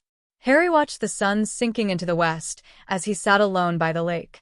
In his hand was the tiny Walkman that he and Dobby had charmed to tape the head table during breakfast and lunch. He replayed the professor's conversations and smirked. So far, his plan was working. They were totally clueless, although Professor Flitwick sounded like trouble. It was too bad that the wizarding world was so blind and couldn't see their nose despite their face. Well, I did shake up Hermione's world. Maybe she'll come out of her books and shake hands with reality. He looked up at the glorious colors that painted the evening sky. Lord Peter had come through for him, once more. A hearing to sue for Harry's emancipation was scheduled during the Christmas halls. Professor Dumbledore still hadn't a clue about it, and Harry hoped it remained that way. A letter would be sent to the headmaster and Sirius at the last possible moment, leaving them no time to thwart Lord Peter's efforts. They didn't need any mishaps. Harry was torn when it came to his friends. Maybe he should forgive them? He was pretty sure he'd be called up to the headmaster's office relatively soon, on some pretext, and lectured on the ability to forgive. After all, everyone deserved a second chance, didn't they? Oh, yeah, right. He could hear it all now. Dobby popped in to hand Harry another letter. Seeing it was from Mr. Lovegood, Harry glanced around before he opened it. "No one is around, Master Harry Potter, sir," the house elf said. "I see a good elf and made sure you would not be disturbed," Dobby said with a conspiratorial smile. "Thank you, Dobby. Has my request for more information about Dolores Umbridge been delivered to Lord Peter?" "Yes, Master Harry Potter, sir. He says he will get back to you as soon as he can." "Thank you, Dobby." Harry dismissed his friend and turned his attention to the envelope in his hand. A small note and a larger letter fell from it when he opened it. "Oliver," the note read, "this was sent to me, asking that I forward it on to you. I have checked it for tracking as well as port key and hexing spells. It is a legitimate offer. I would advise you to think well on it. Zeno Lovegood." Harry gave a puzzled look at the other letter that had fallen out of the envelope. "Dear Mr. Twist, your first column was an eye-opening article. In the past, I have been forced to reject many articles written by fellow Ravenclaws. They did not meet the Ministry's enforced mandates, and so could not be published. The Ministry refuses to face facts. The world has moved on around us while we stagnate in the mire of tradition and ignorance. From your letters and article published in the Quibbler, I am assuming that you are a fellow Ravenclaw. Your writings are well thought out and to the point. I have double-checked your facts and, sadly, found them to be accurate. Now, as to why I am writing to you, recent events have freed some very disturbing restraints that were placed on the Daily Prophet. We are now under new management, and the Ministry no longer has complete control on what we may or may not publish. Our new policy decrees that all articles written for the Prophet must be backed up with hardcore facts and evidence, something that has been lacking in the recent past. Therefore, after reading your first byline with our competitor and checking with your facts, I wish to offer you a chance to write for us as well. For the same fee and consideration that you're getting from the Quibbler, we would also like to run your articles. You do not have to answer right now, but we at the Daily Prophet would like to hear from you. Sincerely, Lord Charles Witherspoon, Editor-in-Chief, The Daily Prophet. Harry read the letter over 3 times. It wasn't a joke. Maybe his plan would work after all. 9. Fools or slaves. Dolores Umbridge quickly established her power base within the school. Everyone was terrified of her. Even the professors seemed to fear for their jobs.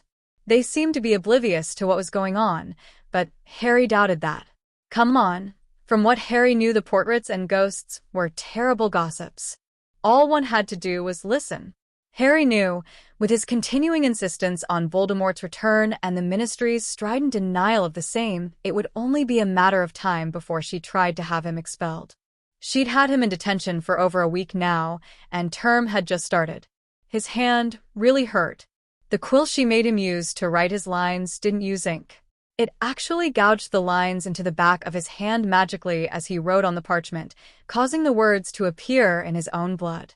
The writing was now etched so deeply into the back of his hand that Harry left each detention with a bloody rag tightly wrapped around it, trying to stem the flow of blood until he could get to his dorm and bandage it properly.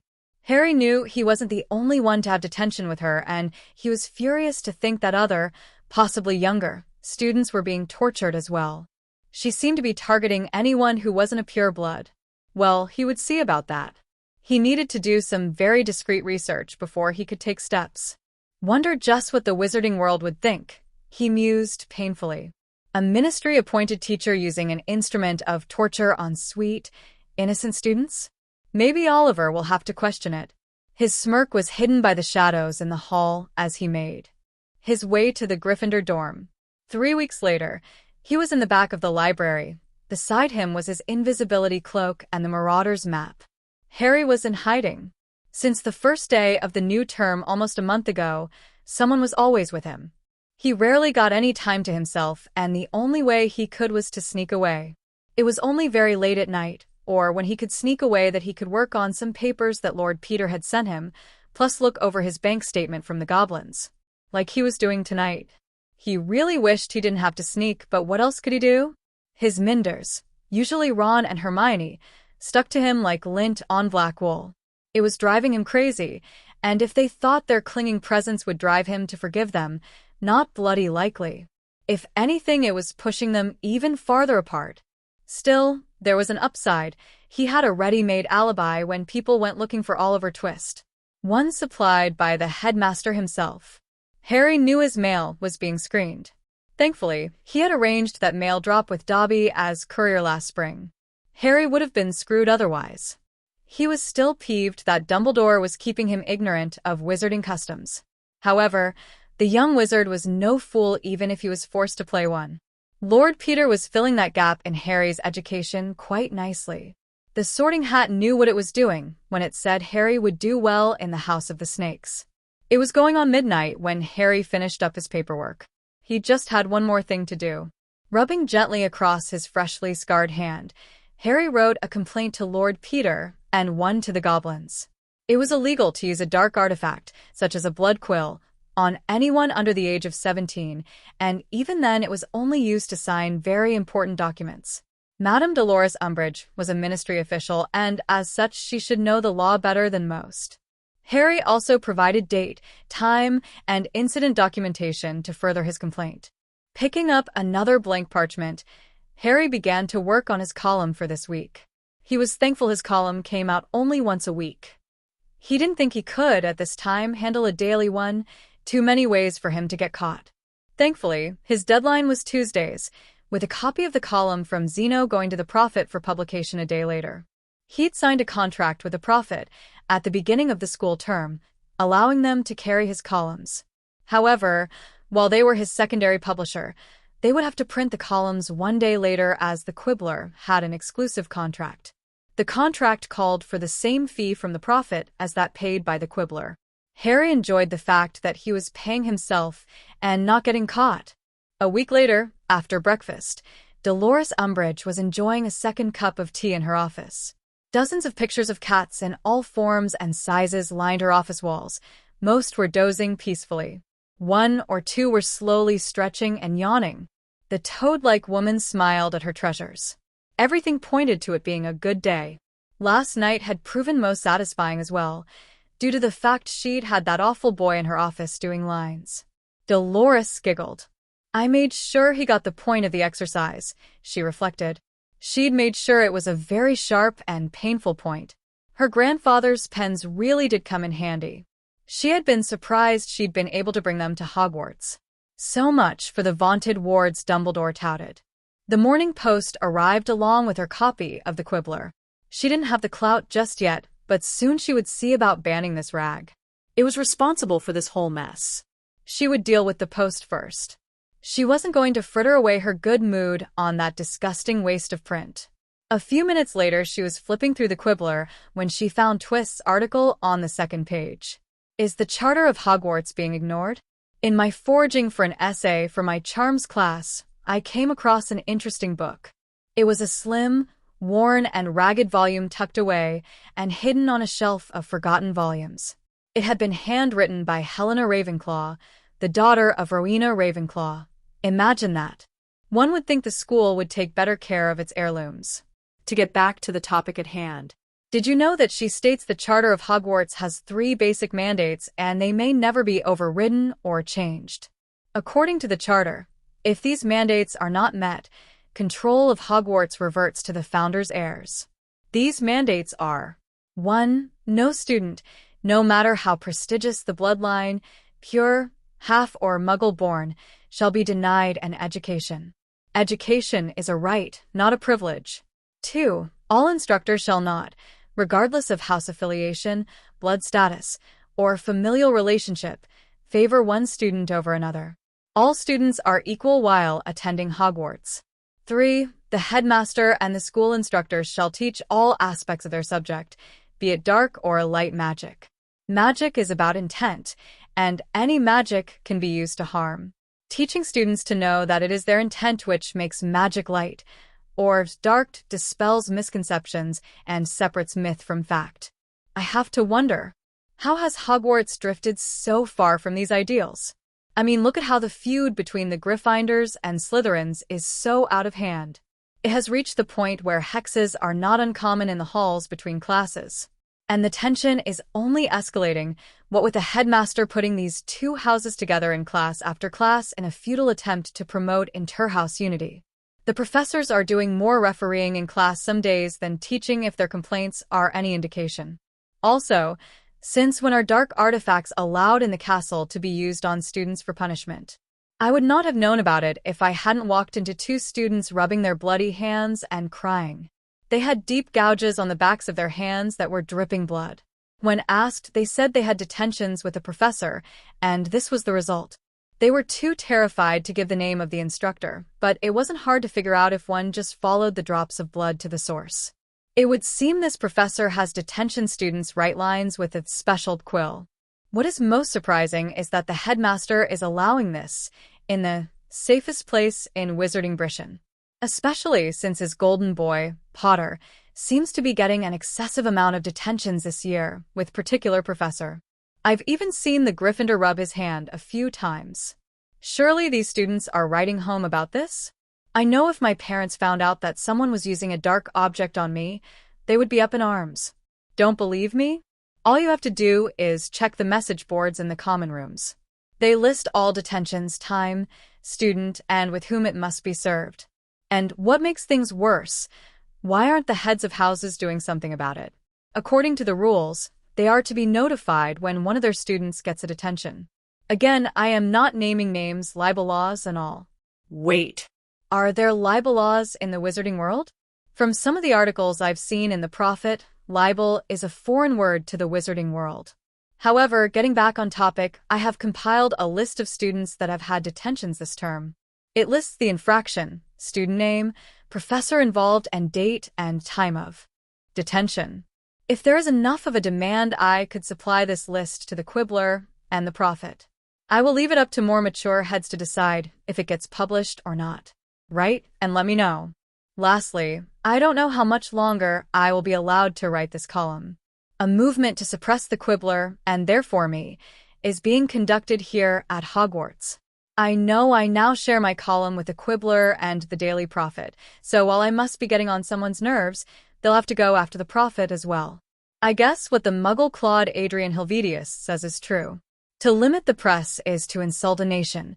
To prohibit reading of certain books is to declare the inhabitants to be either fools or slaves. Don't know who Helvetius is? Ask a muggle born. They had to study him in primary school. Oliver Twist. The noise in the hallway outside Madame Umbridge's office came to a completely halt when a very loud screech echoed along its walls. Severus Snape, who happened by on his way to the Great Hall for breakfast, paused. Madame Umbridge wrenched open her door and stormed past him, not even acknowledging his presence.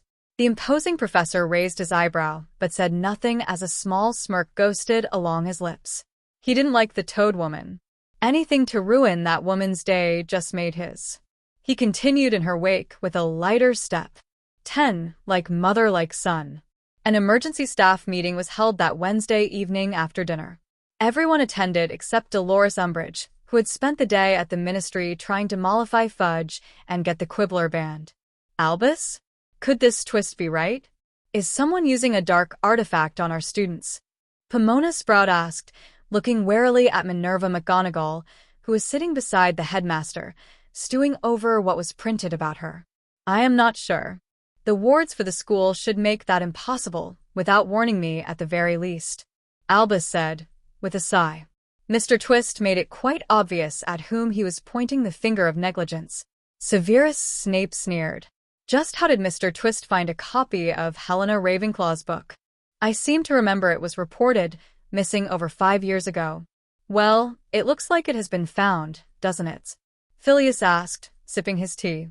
"And if it was found where he claimed, then one must really wonder just how many other historical volumes have been lost or misplaced. Where is Dolores? Shouldn't she be here?" Pomona asked, barging into the conversation. "Poppy, how many students came to you after her detentions?" Albus asked, ignoring her question for the moment. "None, Albus," Poppy reported. "Although Hermione Granger did come to me asking for essence of murtlap last week." "Did she say who it was for?" Albus frowned over his teacup at her. "No, but then she didn't have to. I knew it was probably for Mr. Potter. Poor child, he hates coming to me for anything." "Well, can you blame him?" Pomona snorted. "Did he come to you about his detentions, Minerva?" Albus asked with some concern in his voice. Minerva sighed. "Yes, he did, but only on one occasion."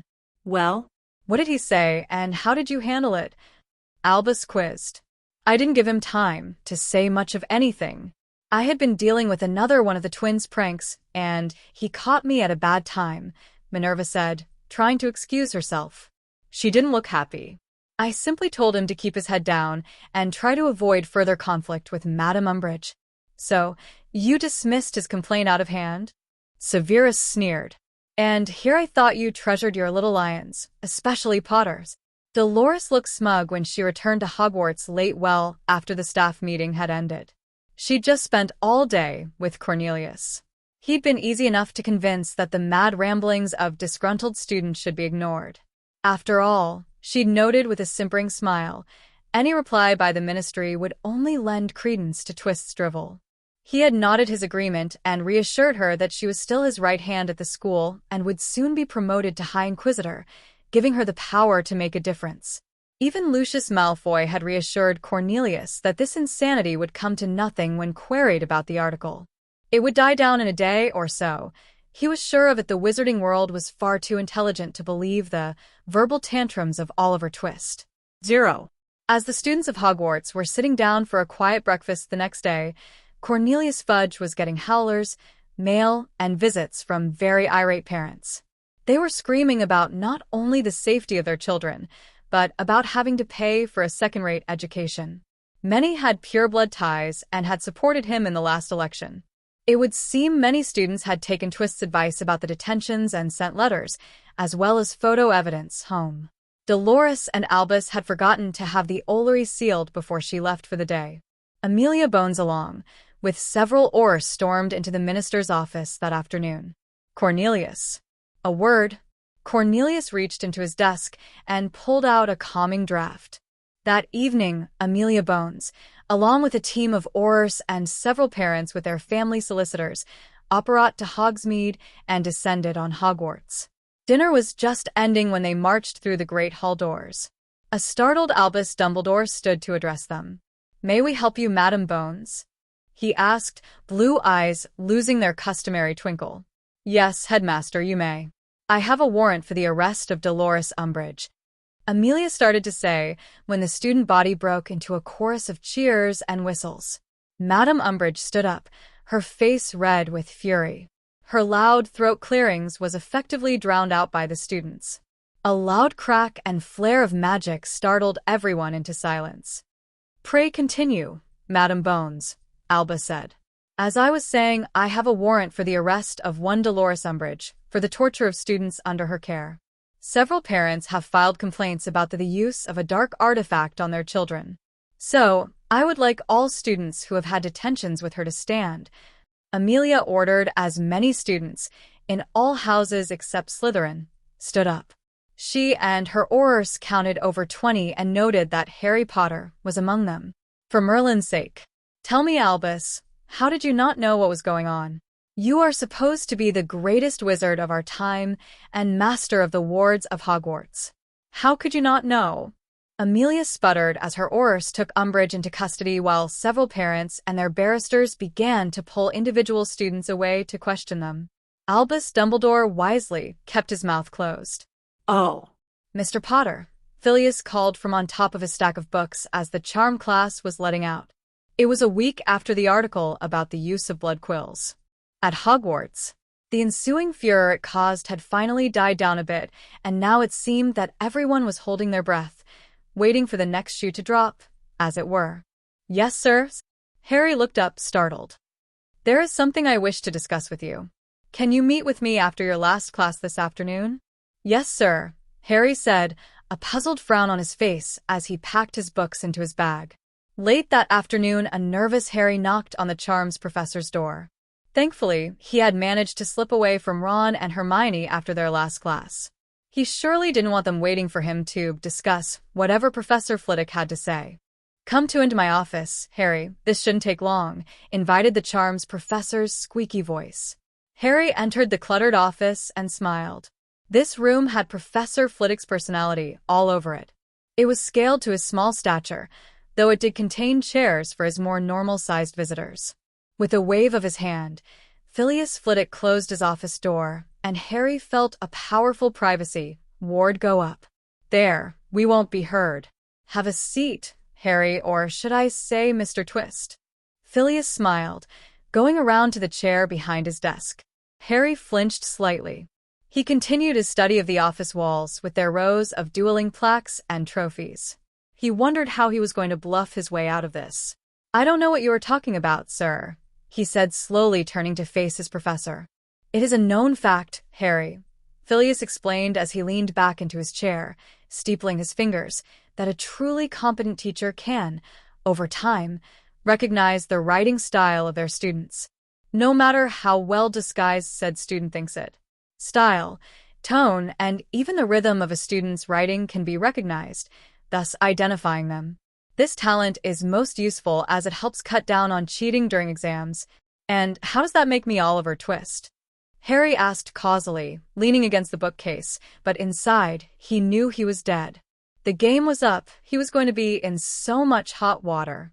He knew that several people wanted his head as Oliver, not to mention as the boy who lived as well. Have a seat, Harry, Phileas offered. Harry took the offered seat with a pained groan and did the only thing he could do. Wait for the axe to fall. I knew your mother well, and was in fact her mentor and charms master when she apprenticed under me. She had a brilliant mind, the small professor said wistfully. I will admit I was looking forward to teaching you until I saw your first essay homework. Your handwriting was atrocious, and your execution of thought on paper was very slipshod. I was horrified that someone as brilliant as Lily Evans could produce such a mediocre child. But, sir, Harry protested. Let me finish, child, Phileas said, holding up a hand. Then, after I found a rough copy of one of your assignments on the floor and compared it to the finished product you handed in, I realized that you were dumbing down your homework. Imagine my surprise when later in the year you let slip a few other things that caught my eye. It seemed odd that a child who is intelligent enough to use magic as well as you do would be so lacking in other areas. It just didn't add up. Surely, I thought, you do have a brain. Why weren't you using it? Then I realized that you were, just not in the way we expected. I am well aware of the fact that your friend Miss Granger prides herself on being top student, and Mr. Weasley has a problem with jealousy. He continued with a heavy sigh. I came to the conclusion that their friendship means more to you than academic excellence. This is why I haven't pushed you to do better in my class. Harry hung his head and waited. His heart was pounding. He just knew he was going to be expelled. Dumbledore had all but promised he would do so if he ever caught the one known as Oliver Twist. I have watched you, child, ever since you arrived here. When I realized what was going on, I couldn't say anything as no one would have believed me. You have covered your tracks well, too well in some cases. The other professors had already formed their opinions of you, and they seemed more or less set in stone. Harry peeked through his bangs at the professor and found only concern and a bit of amusement. What do you mean, sir? Why have you kept my secrets? Harry asked. Phileas sighed and shrugged. You must realize that Albus only keeps me on as I am a very renowned duelist and charms master. Add to that my connections to Gringotts. The Ministry cannot dismiss me. Even if they wanted to, it would cause all kinds of headaches between them and the goblins, as I've been here long enough to have tenure. Phileas paused for a moment, looking at his student. Harry looked up into the professor's eyes with dawning hope. I think you were sorted into the wrong house, Mr. Potter, Phileas said with a smile, changing the subject. I believe Severus would have been horrified at a Slytherin Potter, but that's besides the point.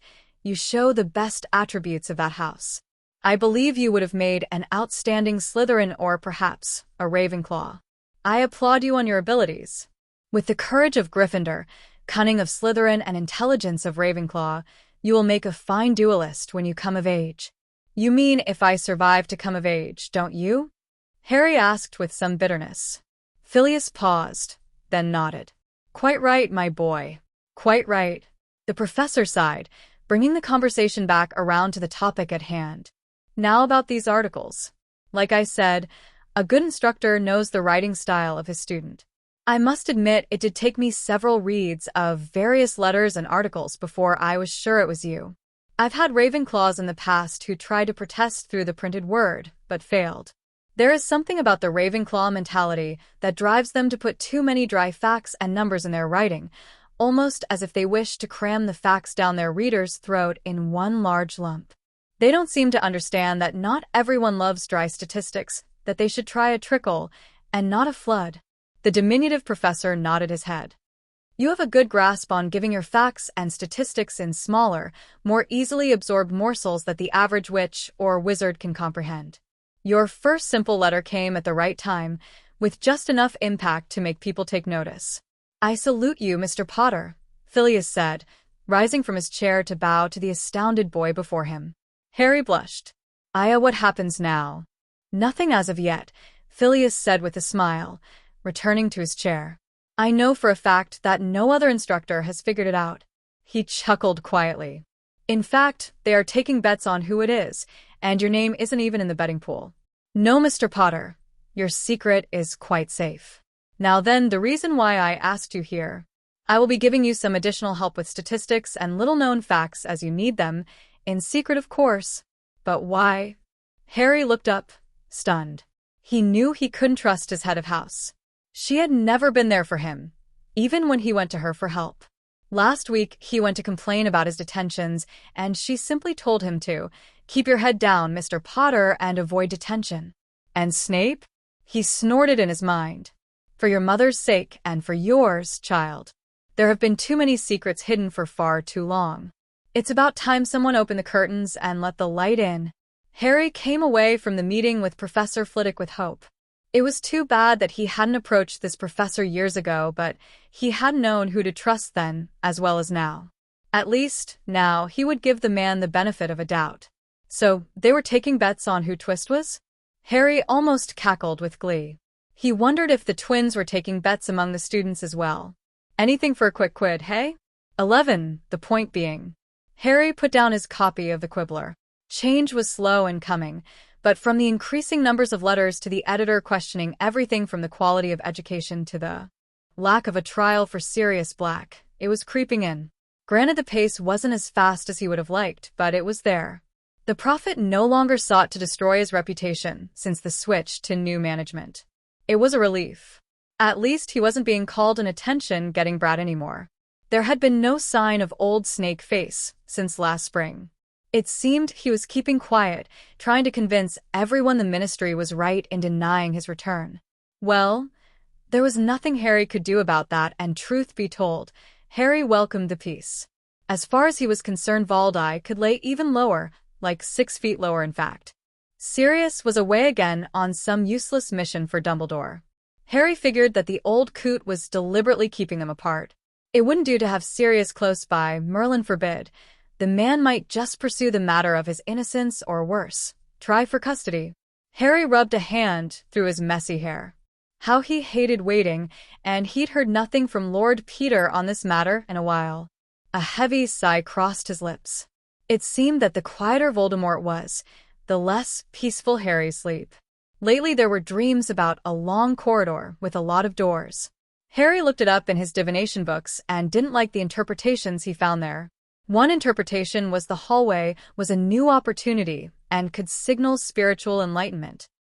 He huffed mentally. A new path? Oh, right. I wonder where it leads and just what or who I'll find at its end. Wonder if it forks?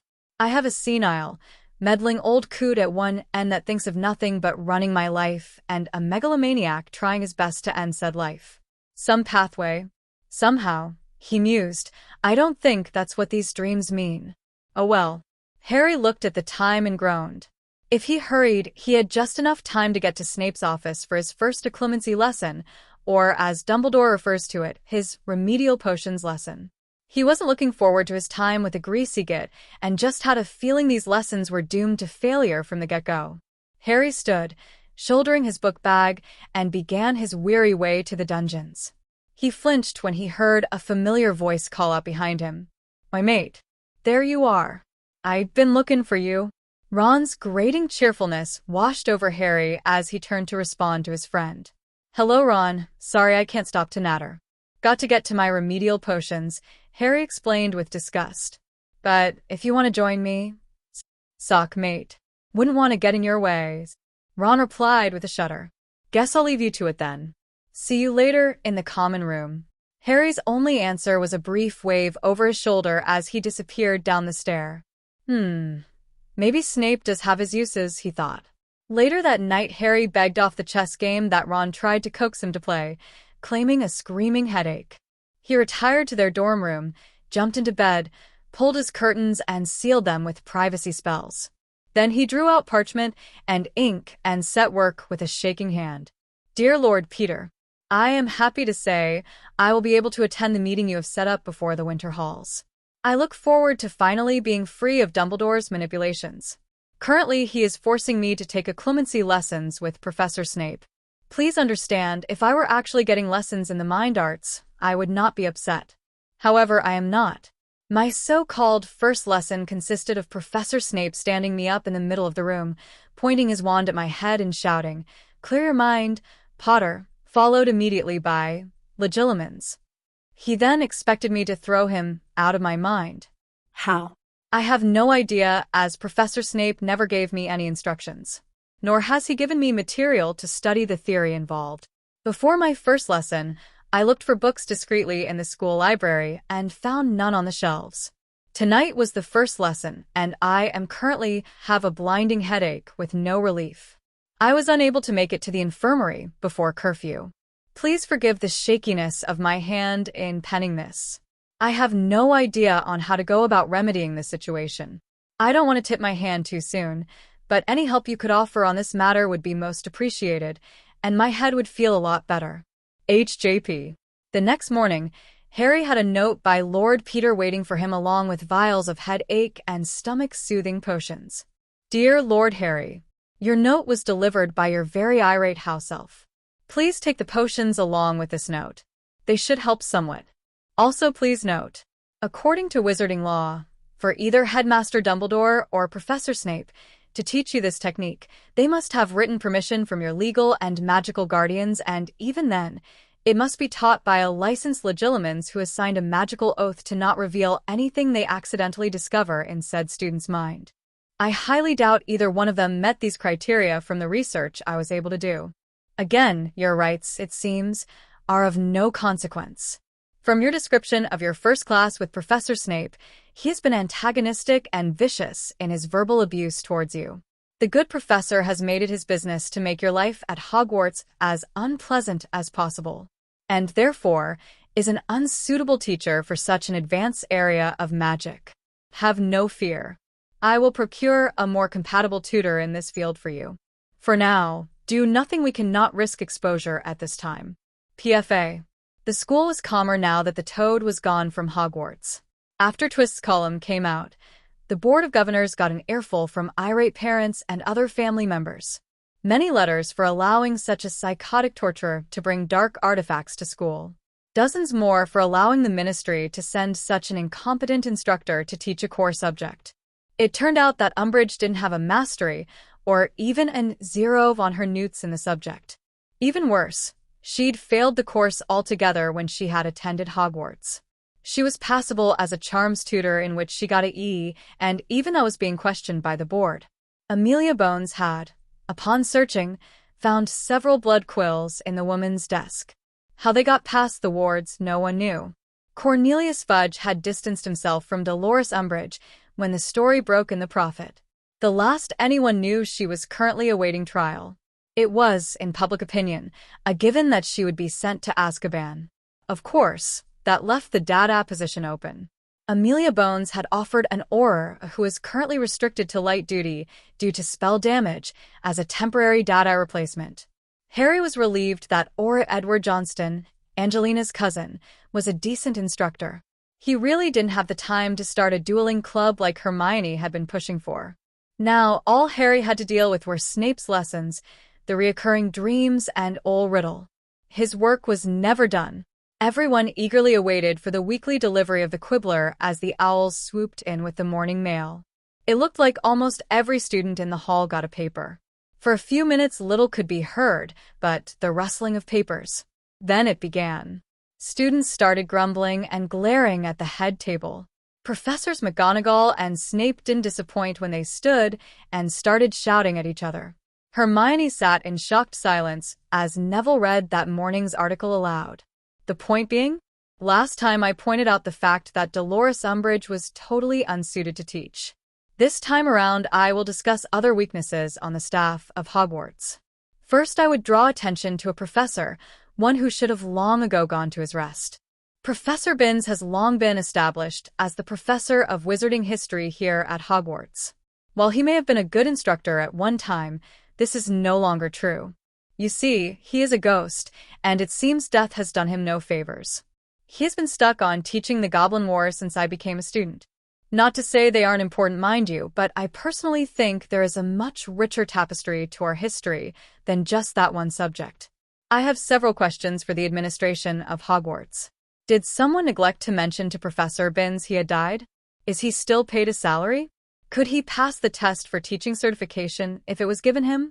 Is Hogwarts administration too cheap if he is not paid, or too lazy to hire a competent instructor for history? As it now stands, I would venture 95% plus of the students consider history of magic as either a free period or a nap time. We learn far more of history studying on our own. If we did not, we would never pass our history OWLS and newts. And our parents pay for this? Another sad excuse for a professor is the divination professor, Sybil Trelawney. Going to her class can be very entertaining if she is in one of her prediction modes. Entertaining, that is, if you are not the one whose death she is foretelling.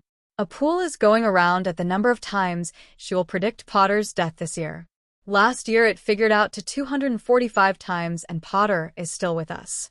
Let us not forget that her classroom smells cloyingly of incense and she, herself, of sherry. Very unprofessional, if you ask me. Lastly, another professor who knows his subject forwards, backwards, and inside out, but is incapable of effectively conveying that knowledge to his students in a positive and encouraging manner is Professor Severus Snape. Professor Snape, while an admitted genius and one of the premier potions masters in the world, is totally unsuited to teach the subject. Like many of genius level, Professor Snape has neither the patience nor the understanding to teach young people this most exacting and demanding art. His frustration at having to deal with pupils he considers ignorant dunderheads leads to daily vituperative rants containing cruel and degrading insults that discourage and shame his students. His juvenile tantrums, bordering on bullying, make his classes the most dreaded and hated in school. This in turn leads to the destruction of the desire to pursue advanced potion study in most of his pupils. Unfortunately, every student lost to his brutal verbal assaults and bullying means one less Auror, healer, or future potions master. The only students exempt from this sadistic behavior are the Slytherins.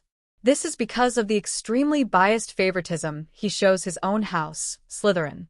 If you were to check the points deducted from all of his classes for the past 7 years, the acute discrepancies between Slytherin and the other 3 Hogwarts houses would be most noticeable. Don't believe me? Write the headmaster and ask for a copy of all disciplinary actions, detentions, points taken, etc., taken for specific years. He is required by wizarding law and the Hogwarts Charter to provide a certified copy. It is your right to have information pertaining to your child as a concerned parent/guardian of a Hogwarts student, past or present. In fact, according to the Charter, all parents/guardians are required to be notified by all promptly when a student faces any disciplinary action or is injured on school grounds. This holds true for all students, Muggle-born, half-blood, or pure-blood. Speaking of points, I have a copy of the points taken since Potter has been at Hogwarts. The numbers are laughable, so laughable it is pathetic. For the past 7 years, including the 5 that Potter has attended, read thus. Professor Snape has taken points off for breathing too loudly, asking questions, not asking questions, sneezing, and tardiness, even a note. Percentage-wise, Gryffindor earned the most points taken and the least points given. Hufflepuff comes in second for points taken and third for least points given. Ravenclaw comes in third for points taken and second points given. Slytherin seldom had any points taken, even if they were clearly in the wrong, even with witnesses, and are given unearned points, sometimes for something as simple as chopping an ingredient properly, even if they were doing nothing at the time. Did you know the Book of Discipline lists every point given and taken, house affiliation, professor involved, and the reason for the action? And here is the kicker. Headmaster Dumbledore has to sign off on all actions, be it points given or taken, and detentions on a daily basis, so he has to know what's happening. He cannot plead ignorance. In the past 10 years, Professor Snape leads in the number of points deducted. Of the many points deducted from Gryffindor, Professor Snape is responsible for almost 90+%. Professor McGonagall comes in second and is responsible in points deducted from Slytherin by 65%+. In Potter's first year, Slytherin was clearly in the lead for the House Cup until the Leaving Feast, when the headmaster gave all those points to Potter and his cronies for service to the school. It caused the House Cup to go from Slytherin to Gryffindor by a margin of less than 30 points. It was the first time in several years that Gryffindor has won the cup. It was the first time in decades that the headmaster awarded that many points to one house. The House of Snakes has yet to regain the cup even with the war of points going on. Makes one wonder just who is winning the House Cup and why, doesn't it? Let us not forget each year, the Sorting Hat calls for house unity. How can there be house unity with all animosity that's going on? Oliver Twist. 12 on a mission. Tom Riddle, also known as Lord Voldemort, was holding court in the grand ballroom of Malfoy Manor. Clutched tightly in his shaking hand was a copy of yesterday's prophet. Lucius, my faithful follower. Why was I not told about this Oliver Twist and his Maliciosus writing? The Dark Lord hissed angrily. How long has he been writing to the prophet, and why wasn't I told? Lucius Malfoy, head of the ancient and noble house of Malfoy, wasn't a stupid man. He knew there was no way he could put the blame on anyone else for this lapse in information, nor could he safely direct the Dark Lord's attention away from him since he was the only other person in the room. My lord, Lucius said humbly, hoping that he could appease his lord. This Twist hasn't been writing for the prophet long. His articles, until now, were only published in that nuisance rag the Quibbler. When I saw his column in the Prophet, I checked and found they are under new management. The people we have on the staff there have their hands tied. They have to do what the owners wish or risk exposure. Crucio. Hogwarts was in turmoil. No one knew who Oliver Twist was. Many rumors were floating about his identity as well as demands that he give himself up. The Weasley twins were running a betting pool. The odds were currently favoring some bloke in Ravenclaw. Harry Potter's name wasn't even in the running. Harry snickered to himself as he relaxed into the overstuffed chair he was sitting in. He had sequestered himself in the room of requirements. Dobby had shown Harry this room when he asked him for someplace to hide from everyone. It was a lot better than trying to hide out in the library where anyone wandering through could stumble on him. No one would believe that any of the disparaging remarks made about him in the articles were actually penned by Harry himself. It was a brilliant bit of subterfuge. The only reason Professor Flitwick managed to figure it out was because he recognized Harry's writing style. Speaking of the charms professor, Harry had to hand it to him. He had pointed Harry to the whereabouts of the Book of Detentions, and it hadn't been hard to find. The library book was officially only available for 7th years, something about being available to aid in filling out job applications. Harry had managed to use his invisibility cloak and the Marauder's map to locate the book after curfew. One pile of parchment and a quick copy spell, taught by the charms professor, and Harry was set. Professor Flitwick then generously added the self-updating charms and keyed Harry into it. Viola. No one thought to check to see if anyone had removed it from the library until after the column was published. By then it was too late. Harry chuckled as he flipped through the book. It was amazing how often students at the school got up to no good. He found some of the reasons given for detentions and taking points very amusing. Master Harry Potter, sir. Dobby's voice broke into Harry's thoughts. The ever-eager house elf was holding up the little Walkman. They's done with the staff meeting, Master Harry Potter, sir. Dobby done what you's asked and placed the talkie thing under the table before the meeting and took it after the professors was gone. Thanks, Dobby. You did great. Harry laughed at his hyper friend as he turned the little machine on. Dumbledore's voice started the recording. Now that we are all here, does anyone have any idea on how Mr. Twist found a copy of our detention records? Is that all you are worried about, Albus? Came McGonagall's voice. We all know that a self-updating copy is available in the library, and only the 7th years have access to that part of the restricted section. No, the question we must address here is how did things get so out of control? That's easy, Minerva, came Snape's voice. We all know that our illustrious headmaster has always favored the bloody Gryffindors. Ever since they arrived here first year, Potter and his cohorts have ruled the roost, just like the brat's father and his pack before him. Beware, Severus. I checked the facts before this meeting, Flitwick said. And Mr. Twist is quite correct in his figures. The point system here at Hogwarts has been a laughable exercise in futility for years. It only works if students care enough about house pride. If it is abused, it loses its effectiveness and becomes divisive. It only serves to create and maintain house rivalry. Professor Sprout broke in. If Minerva isn't taking points off the Slytherins, it's you doing it to the other houses, especially the Gryffindors. With Minerva, points she takes are reasonable, yours aren't. Points off for breathing too loud? Really, Severus? Phileas sneered. Honestly, Severus, for all your bitter protests about what unholy terrors James Potter and his friends were, you seem to be returning tit for tat to his son. In my opinion, you've become what you most hate, a bully. Harry snickered. Way to go, Professor. He could picture the small being standing rigidly on his chair as he delivered his rant. People please. Phileas, sit down. Severus, enough, roared Dumbledore's voice. A silent pause, then the headmaster spoke. I must admit I am as worried about this as you are. Mr. Twist likes to air our failings in public.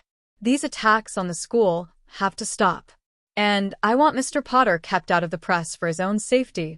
And what does Mr. Potter have to say about all this? Came Professor Sprout's voice. Surprisingly, very little, McGonagall sighed. He refuses to speak to me on any matter aside from classwork.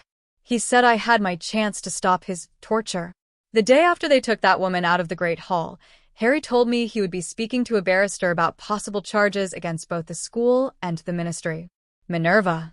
Stall him. He mustn't. Dumbledore gasped. And why not? It is his right, interrupted Flitwick's squeaky voice. Or are you saying that Mr. Twist is correct in his assumption and Mr. Potter's rights are to be trampled upon at will? No, nothing like that. The headmaster, hurriedly, declared. I meant it would look bad for the school if Mr. Potter involves a barrister and the court in internal matters. After all, the problem has been solved.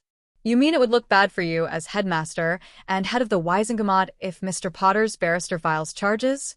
Interesting, Harry mused. Dumbledore seems more worried about me contacting a barrister than he is about the fact that his school is falling apart. Are there any clues on who this Oliver Twist is? What do we know so far? Asked Professor Sprout once more, interrupting several minutes of garbled arguing. Well, we know he is very intelligent and very logical in his thinking, stated Professor Flitwick. And so far he has stuck to facts that are provable. He has proven he is cunning, protecting himself by stating what is rumor and what can be substantiated as fact, said Snape. He could well be a Slytherin with his subtle approach.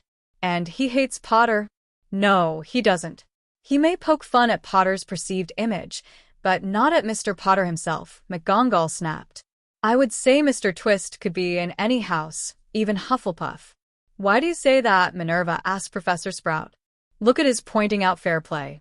And his quote by that muggle person about limiting freedom.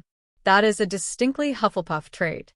So he's as logical and intelligent as a Ravenclaw, cunning as a Slytherin in not using his real name. He's all about fair play and equality, as a Hufflepuff, and he's bold and daring like a Gryffindor. Did I miss anything? McGonagall asked. And let's not forget, he's probably a Muggle-born. The way you talk, it sounds like there might be more than one person writing, Professor Flitwick stated. I'm coming to the conclusion that just maybe there is, Minerva agreed.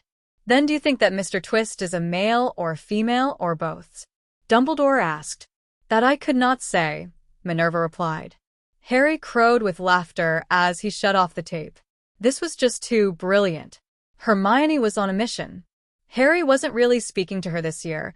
He seemed to like to go off on his own more and more. This was so like Harry. Well, at least like the Harry she had built up in her mind. She was determined to get to the bottom of it. Sure. She knew he was still peeved about not contacting him over the summer, but it's not like she could disobey a direct order from Albus Dumbledore. He had said it wasn't safe, and Harry should have been able to contact her. Shouldn't he? Was it possible Harry was still reeling from the tournament? But that was last year. Of course, Cedric did die. Ron said that Harry suffered from terrible nightmares all the way up to the leaving feast. She frowned. Ron hadn't mentioned that Harry was still having them. Maybe Harry's relatives got him the help he needed? She sure hoped so, but she doubted it. The few times Harry let scraps of information slip about his relatives, it hadn't been good. She needed to find out what and where Harry was hiding. She needed to get him to start talking to her. She felt like she had lost something very precious to her over the summer. And Merlin take it all. She was going to get it back. She would make him talk to her if it was the last thing she ever did. Hey Ron, she called to the red head as he entered the common room. Have you seen Harry lately? No, Hermione. Not since lunch, the prat, Ron said, plopping down on the couch facing the fireplace beside her. She sighed, hugging a pillow to her. I wonder where he disappears to. This so like him to push us away. Well, it's no use trying to get the map. He keeps it on him all the time, the bloody git, Ron replied, rubbing his chin. I tried following him once, but he gave me the slip. Ginny came over and sat by her brother's feet on the carpet. Are you talking about Harry? Yeah, Ron said, looking down at his sister. Mione's worried about the bloody arse. He doesn't hang around us anymore. Ginny shrugged. Well, considering how we treated him over the summer, I can't blame him. What do you mean how we treated him? What about how he's treating us? Hermione exclaimed. Ginny shrugged. I was thinking about that. He didn't have Hedwig. So that means we couldn't receive mail from him. Hermione interjected. There are Muggle ways after all. His relatives wouldn't take his post, would they? I did give him my parents' address. He was feeling pretty down about Cedric, Ginny muttered. But he refuses to talk about it. We weren't there when he needed us. We were supposed to be his friends.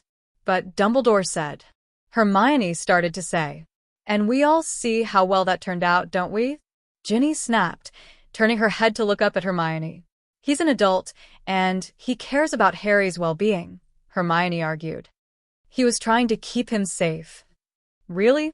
Or does he care more for the fact that Harry is the boy who lived? Ginny countered angrily. Something is off. If Dumbledore cared so much, why did he put Harry in with his relatives without any means of communication?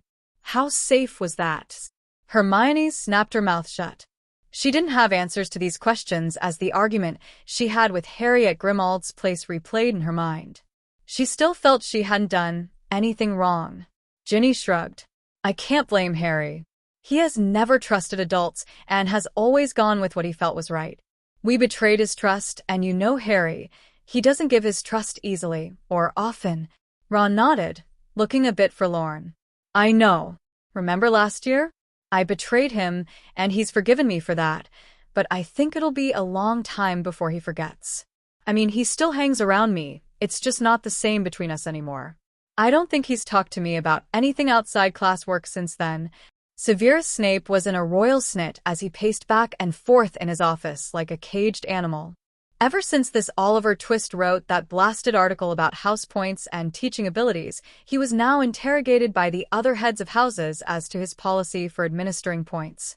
It seems they all blamed him for making the point system a laughable waste of time and effort. Even Albus was questioning him more. This had to stop. He had enough on his plate without having his judgment questioned by such ridiculous slander. He had even fired off a letter to the Twist brat, threatening to sue for libel. The reply that was sent back told him to go ahead. All he had to do was to prove one unauthenticated, and thereby slanderous, remark was made. Of course, he couldn't. In fact, the article in question had complimented him on his skills as a potions master. The reply also stated Twist had only printed the facts from Ministry and ICW records. Picking up his teacup, Severus Snape pitched it across the room, watching as it shattered against the far wall. Severus, have I caught you at a bad time? Severus swirled around. Albus, You know better than to sneak up on me. what if I had been brewing? But you weren't, my boy. So, have I come at a bad time? Albus asked, stepping into the potions master's office, surveying the damage. Oh no, headmaster. Come in, make yourself comfortable. Severus Snape snarked sarcastically. Why, thank you I will, my boy, Albus said with a smile and a twinkle in his eye, making himself comfortable. I have need to ask you if you have any ideas on this Twist situation. A roar of rage echoed through the dungeons, causing many of the Slytherins to freeze shivering in mid-stride. 13. Part of the problem. Harry was thumbing through the book on a clemency that Lord Peter had sent him along with a letter. He must be doing something right if Professor Snape hadn't picked up anything about Oliver Twist during their so-called lessons. The dark-haired teen smiled. Of course, both Barrister and teen agreed on one thing. For some reason, Dumbledore seemed to want Harry to fail at a clemency. Why else would he, a master of clemens himself, allow Snape to use such a brutal and ineffective method? Not to mention the fact he was having Harry taught by someone that hated him when he knew full well the level of trust needed between teacher and student. Harry was having a hard time deciding what to write about in his next article. He had been hitting them pretty hard and fast lately, and was pleased with the results. From what Dobby told him, the headmaster's desk was buried under a mountain of mail. The day after his last column, the Great Hall was inundated with post and howlers directed to Snape and Trelawney. Students as well as staff members were forced to flee from the assault of owls and the general mayhem caused by the exploding howlers. Dumbledore had no choice but to declare a free day, as the house elves were desperately trying to keep up with the mess. Many of the staff decided to hide in their offices. The following day, Harry learned from Dobby that Hogwarts wards had always directed all post for the headmaster to his office, as not to disturb him at mealtimes. The howlers had driven him as well as Fawkes, and all of the paintings of past headmasters from the office. Harry giggled and wished he had witnessed the spectacle. He could not imagine the devastation after the howlers had exploded. Amidst of all of the howlers directed to the Great Hall, several owls with angry red letters flew around in confusion until they exploded midair. The howlers had to go off undelivered, causing many of the poor owls to lose precious tail feathers in the process. Most notable among them was the one sent by Molly Weasley. Her voice easily outshouted everyone else's. Seems those were howlers sent to Oliver Twist, and the owls knew that Twist was in the Great Hall but could not find him. Molly's piercing, vindictive harangue lasted a good half-hour, by which time the Great Hall was empty. Harry laughed all the way to the Gryffindor common room. Thank goodness for Dobby's house elf magic. It had rendered Oliver invisible to post owls. All mail was supposed to go to his postal box at Gringotts anyways. How any mail for Oliver managed to be delivered to the Great Hall was beyond Harry's understanding. Turning his attention to today's paper, Harry saw in the Prophet that Sirius was now free. He had been cleared of all wrongdoing and freed, with monetary reparations to follow. Madame Umbridge was facing time in Azkaban, and Fudge was on his way out after a vote of no confidence. Maybe it was time to rattle old Snakeface's cage. But how? Without giving himself away? Sirius Black looked down at his pardon. He was finally free. His name has been cleared of all wrongdoing. He didn't know what to do first. Get down on his knees and thank Merlin, kiss Amelia Bones and offer his services at stud, or maybe run naked through the ministry while painted red. James would have liked to see that. In all of his wild musing on what to do about his new freedom, he didn't once think about Harry, nor did the fact he had written a letter explaining his lack of contact because he was on a mission for the Order. Sirius told himself it was because he hadn't wanted to get Harry's hopes up if the pardon didn't go through. It wasn't until a week after the notice came out in the Prophet that he woke with a fiendish headache in a dingy room in the back of the Hogshead. He was naked as the day he was born, with 2 women and 1 man in bed with him. Empty bottles of fire whiskey littered the floor and the room stank of booze, sex, and unwashed bodies. Not until that time did his feverish mind vaguely turn to thoughts of his godson. Ow. He was in serious need of a hangover potion. What was he thinking again? Oh, yes. He was the godfather. James and Lily said so. He needed to get to the goblins and get the Potter will. He needed to claim Harry's guardianship before. Why did he have to rush again? Oh, right. Dumbledore. The old coot had the will sealed and had claimed Harry's guardianship for himself. Well, he'd just have to unseal the will and kick Dumbledore in his wrinkly ol' arse. EW. The thought. Bad picture. Right, first he needed another drink. Where were his pants? Sequestering himself after curfew in the room of requirements, Harry now knew what to write about in his next article.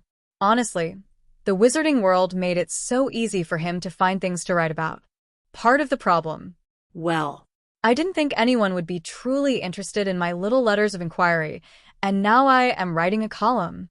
I have come up in the world, I must say. I have recently learned that there is a betting pool going on between both staff and students at Hogwarts on who I am. I find this very entertaining. According to what I overheard recently, I could very well be in any house as I somehow encompass all of the virtues of all of the houses. How amusing. Does such a paragon really exist? Should I provide clues on who I am? Sorry. Why should I make it easy on you, my readers? Isn't the mystery a large part of your interest? Several letters have been passed to me, by both the editor of the Daily Prophet and the Quibbler, that have piqued my interest about various and sundry aspects of wizarding society. They, along with the tidal wave of howlers that recently hit Hogwarts, brings me to my current observations. First, let me assure you that no howlers, hexed, or charmed letters reach me. They are all screened before they come to my hand. It's in my contracts. Second, for the record, the goblins hold my contracts and will refuse anyone access to the documents. This, too, is one of the stipulations of my contracts, so that as a means of trying to find out who I really am is next to impossible. Unless, of course, you wish to go to war with the Goblin Nation. For those that tried to send an owl directly to me at Hogwarts, you failed. Those poor owls will never forgive you for the loss of their tail feathers.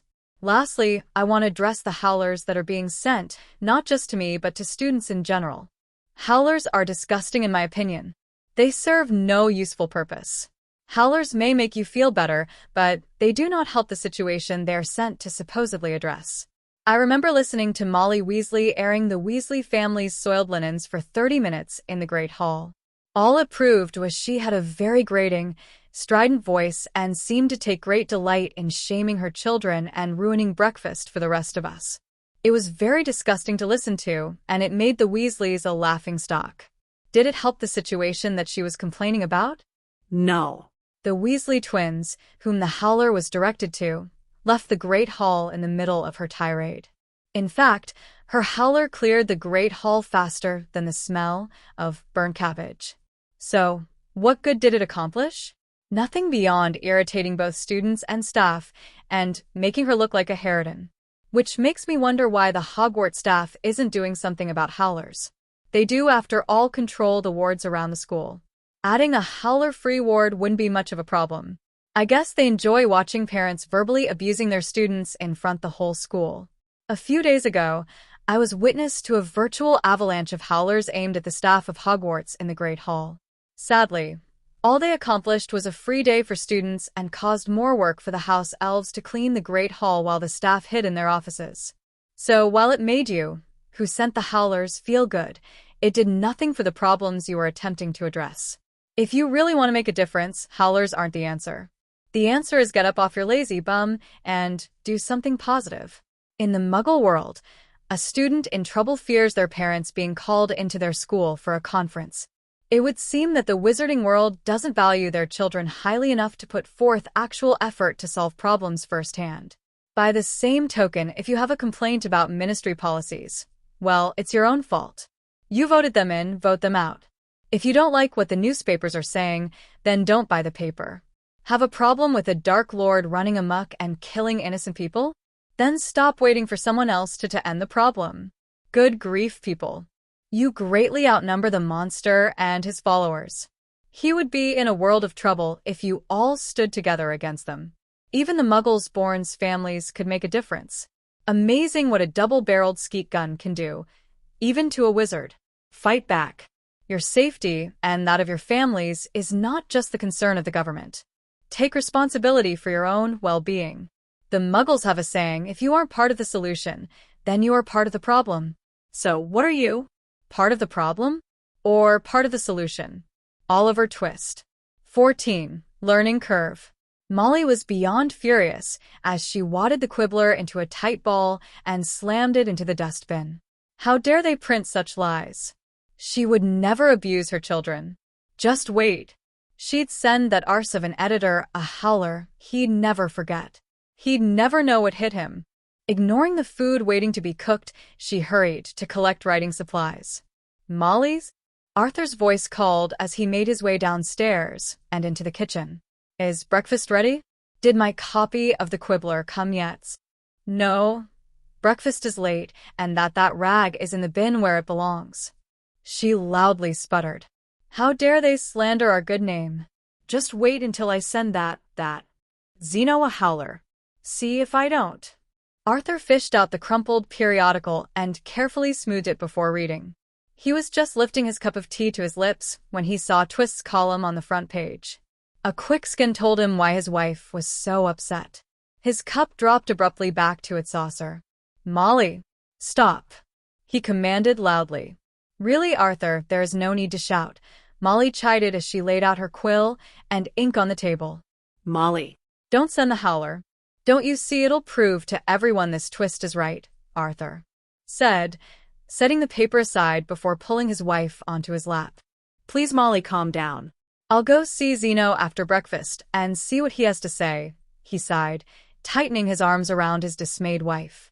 Maybe I'll be able to forward a note to Mr. Twist requesting he not use our family to make his point in the future. But Arthur... No, dear. No howlers. I forbid it, he commanded sternly, tapping a finger on her nose. It would only serve to prove him right. Am I an abusive mother, Arthur? Molly sobbed softly into his shoulder. No, Molly Wobbles. You just let your temper get away from you sometimes. His arms tightened in a warm hug as he comforted his wife. Harry was sitting at the breakfast table when the owls delivered the morning mail. Hermione gave the owl next to her plate his payment and took her copy of the quibbler. Setting aside a piece of toast, she hurried to unfurl the paper. Harry found it amusing that she'd taken a subscription to a paper she once called next to useless. When he'd called her on it, she simply replied that Twist's column came out a day before the Prophets, and she only got the quibbler for that reason. Many other Gryffindors, along with most of the school, took both the quibbler and the Prophet as well ever since Oliver Twist started writing. Well, this is interesting, said Hermione as her eyebrows rose to her hairline. What? Ron asked, as he started to scoop a pile of scrambled eggs into his mouth. Hermione eagerly began reading Twist's column aloud for her friends.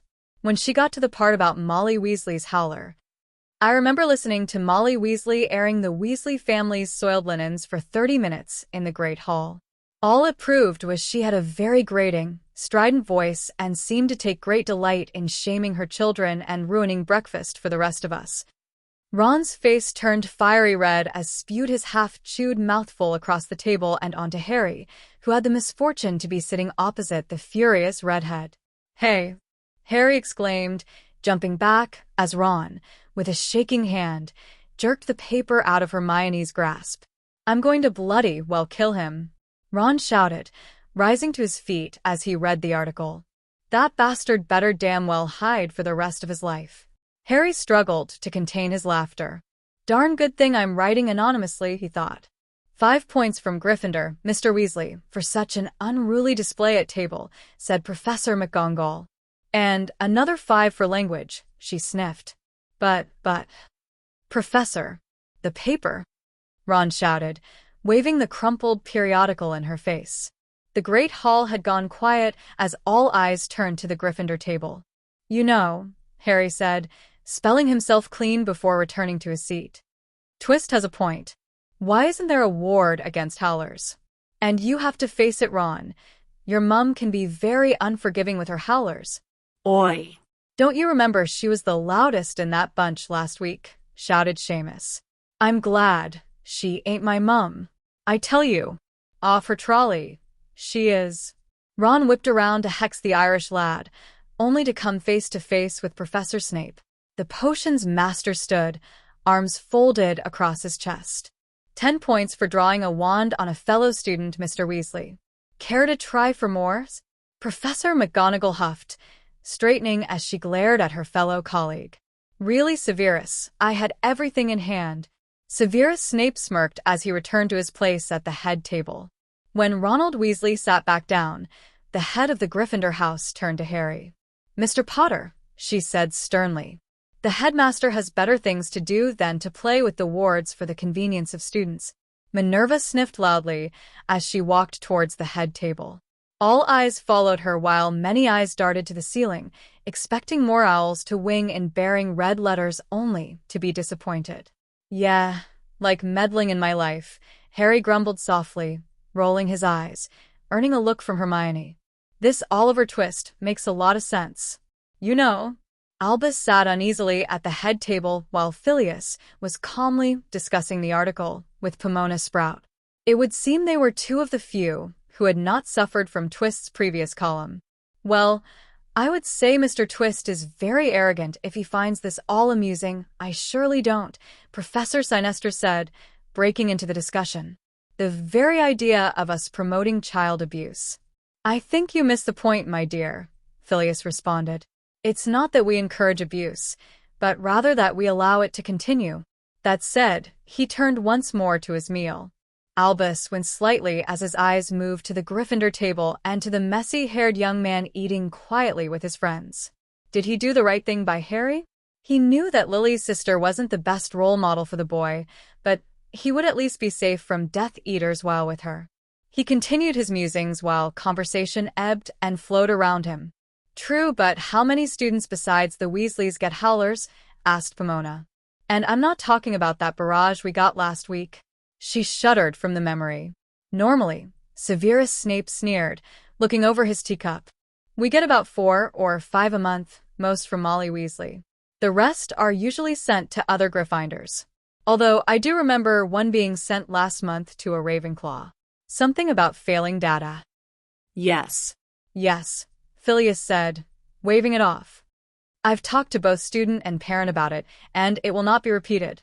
However, I happen to agree with Mr. Twist. Why are we allowing howlers to get through? I know that the wards can be adjusted, and it wouldn't take that much time or magic to do so." Everyone looked over at Albus, who was busy stroking his long beard. "Albus?" Professor McGonagall asked. "What do you think?" "Albus." "Think? About what, my dears?" he responded after she poked him with her elbow. "The wards, Albus. Will you be setting them to eliminate howlers soon?" She replied in a huff. Yes. "The wards will be tweaked soon," the headmaster said absent-mindedly. "Maybe around the holidays when the students are gone." Arthur, after talking with Zeno Lovegood, made his way towards his office. He made a quick trip to the loo before he greeted his secretary. He had been stopped by a few of his friends asking about the article and heard many more comments on his way through the ministry. Arthur sighed. The article was right, Molly's howlers didn't add to the prestige to the Weasley name, nor did they serve to reign in their errant offspring. Arthur knew for a fact that by third year Bill and Charlie were immune to her tirades, and the twins ignored them quite effectively after their first year. Ron, however, seemed to be thoroughly cowed by them. Or, perhaps, a better word would be ashamed. Arthur sighed and shook his head. How could he not be aware of the hurt? Of the shame a howler brought to a child in front of their peers? Arthur sighed. It was going to be a long day. Croaker, another report from Sparkplug. Oh, the head of the Unspeakables asked, looking up from the paperwork piled on his desk. He's chatted with O.L. Looney Lovegood, the agent said as he placed the report on the desk. Seems the twist article is right. Zeno has a special room all set up for howlers and curse letters. He has the room so heavily fortified that even a heavy-duty reducto blast couldn't dent it. Been fielding howlers for years and has it all down to a fine bit of spellwork. Might be a good idea for us. Croaker leaned back in his chair. I've read that article, and I'm amazed. Mr. Twist would make a great operative. Huh, the man replied, caught by the sudden change in subject. How so, boss? He's just a lad, right? He's canny. Knows how to poke a bee's nest and not get stung. Everyone is so focused on the howler portion of the article that they miss the heart of it, and that is, if you aren't part of the solution, then you are part of the problem. The leaky cauldron was busy as usual. Tom was filling drink orders when old Zeno Lovegood came in to drop off the latest batch of the quibbler. Naturally, over the course of many weeks since Zeno had hired that twist lad, the quibbler sales in the leaky had tripled. Tom pulled out the cash box where he had stashed Zeno's share of the take. Here you be, Zeno. What has Mr. Twist been up to this time? Thank you, my good man, Zeno said, taking the heavy cash box.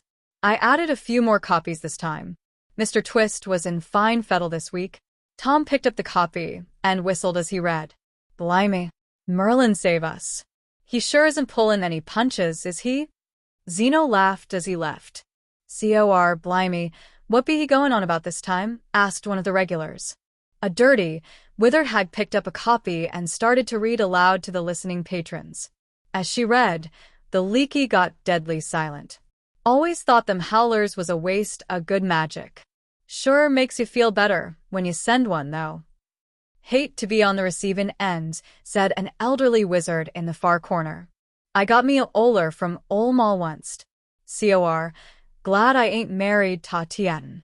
She, as a voice ta put a banshee ta weepin when she's full on, called out another patron, raising his mug in agreement. Several patrons nodded and returned his salute. Tom mulled over the article. Rubbing his chin thoughtfully, he gave a nod like he made up his mind. Whatcha thinkin', Tomo, the hag who read the article. This twist lad knows what he's talking about. I hate to be him when he is known. Too many will be wantin' his hide before long. Merlin save us, but he is correct. Sure smarts a bit when a lad has to point out the obvious to us old folks. How's that? If you aren't part of the solution, you are part of the problem. An insane laugh echoed off the grimy stone walls of a darkened room. Tom Riddle, aka Lord Voldemort, laughed at the humiliation of a traitorous, pure-blood family. Serve them right. Blood traitors, the lot of them. He cackled his way through the column until he came to the paragraph urging the wizarding world to stand united against him. How dare this insolent brat? Severus would find out who he was, and then. His shrieks and curses echoed through the dank house as he shredded the paper in his hands. Nagini and Pettigrew scurried for cover, praying his anger would cool before they were summoned. 15. Out of the horse's mouth. Harry sat down with a weary sigh. Hermione sat directly across from him at the library table, while Ron and Ginny flanked him. Ginny was on his left and Ron on his right. From the determined look on Hermione's face, he got the distinct impression he was in for a rough time. Let the interrogation begin, he thought. Harry, asked Ginny, just where do you go when you disappear? Harry looked at her coldly. Ah, the opening salvo.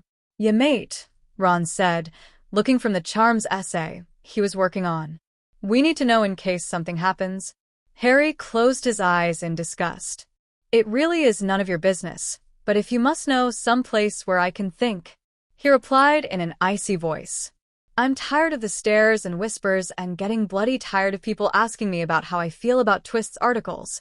Then his shoulders slumped in defeat. Can I have at least some privacy of my own? But we're your friends, Harry. You can tell us anything, Hermione pleaded. Are you really? Harry asked in disbelief. Does that work both ways? Tell me, Hermione, when was the last time you and Ron snogged? Any plans on shagging soon? He leered at her. Hermione choked, turning bright scarlet at his words. Miss Pants shushed them from her desk. Ginny batted the back of Harry's head. Yes, we're your friends. And mind your mouth, Harry. Ow. Bloody hell, Harry exclaimed, rubbing the back of his head. What was that for? Ginny grinned and shrugged. Something to remind you that we still are here for you. You can tell us anything. Harry huffed and returned to his homework, ignoring his friends. Yeah, right. Anything. Just like you lot tell me anything. Well, Hermione demanded, struggling for control of her blush. Harry looked up. When you see your way clear to answer all of my questions, I'll think about answering yours. Until then, it is simply none of your business. You are not my mother. You are not related to me in any way. I don't have to tell you anything unless I want to, and I don't. Friends respect each other's privacy, and we all know I have none, thanks to this bloody scar. His three companions sat in shocked silence. Hey, Harry. Hey, mate. Harry's attention was immediately drawn to the pair of identical red-headed twins that were bearing down on them. Yeah, Forge and Greds? Help us out here, mate. Yeah, who do you think is Oliver Twist? Harry groaned, ducking his head, but was silently thankful for the change of subject. Well, I personally think he's two people. One doing the research and one doing the writing. There is no way one person is doing it all, he said while cackling silently. Right, now that Professor Flitwick is helping him, there really are two people working on the articles. Well, sort of. The professor had been a fountain of information and research opportunities. Why hasn't he come out of the closet? Ginny asked in an attempt to ease the tension. Well, he would be expelled. Fred said. Too right there, Gred. George agreed. Snape is already on the warpath. He wants the articles to cease now. He doesn't like his main source of entertainment under scrutiny, not to mention our fearless headmaster, Forge. Hermione huffed. Well, whoever Oliver Twist is, he should be expelled. He's destroying the reputation of our school. Gred. The little know-it-all is peeved. Too right, mate. She doesn't like her little world shaken. Hey, Ron shouted as he stood. Leave her out of this. Miss Pants shushed again, standing. If you can't be quiet, then you'll have to leave, the librarian scolded. Harry shook his head at his friends. They just don't get it. How could such a smart witch have so little common sense? Didn't she see the things Twist pointed out for herself? With a heavy heart, he slammed his book closed and stood. Harry's?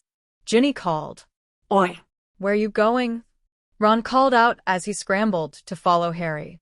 It was after curfew when Professor Snape finally released him. Harry had just finished his latest session with Snape in what Dumbledore chose to affectionately call remedial potions. Harry's head was pounding as he struggled to make it back to the dorm before he passed out. His staggering, ashen form drew sympathetic nods from his dorm mates as Harry dropped limply onto his bed and closed the curtains. A flick of his wand, and they were locked closed. Another flick and a silencing spell went up. As soon as the spells were up, Dobby popped in quietly with a headache potion. Harry sighed as he quickly drank it. Then the excitable little house elf snapped his fingers, and a golem was laid out next Harry. It looked just like him, pajamas and all. One illusion charm later, and anyone looking in would only see a soundly sleeping Harry. Thanks, Dobby. You are the greatest, rasped Harry. Knock me up if anyone tries to wake me. The eccentric house elf nodded, blushing happily that his master had thanked him.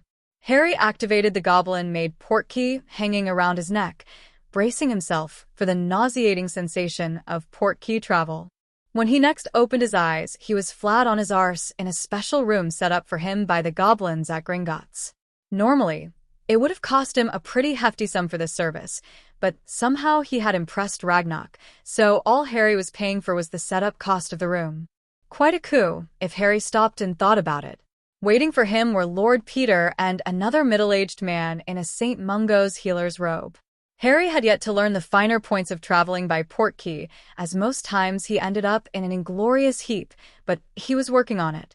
However, using a portkey in the throes of a backlash headache from a failed occlumency session with Snape wasn't a very good thing. He had been taking lessons on portkey travel, among other things, with Lord Peter, and they'd found that with the amount of raw magic at Harry's fingertips, the young wizard still tended to overpower the spell and crash on arrival. "Lord Harry," Lord Peter said, reaching to help the teen back onto his feet. As Harry stood, he lost the little bit of supper left in his stomach. "A clemency lesson?" Lord Peter asked, as he helped his charge over to the nearby lounge chair conjured up for tonight's meeting. "Yes, sir," the shaking boy quietly acknowledged. The healer hissed as he stepped forward. "Let me take a look." If This is what his lessons, due to him Severus Snape and Albus Dumbledore, should be brought up on charges. They are not licensed to teach the mind arts, either of them. "Harry, I want you to meet Healer Atwaters.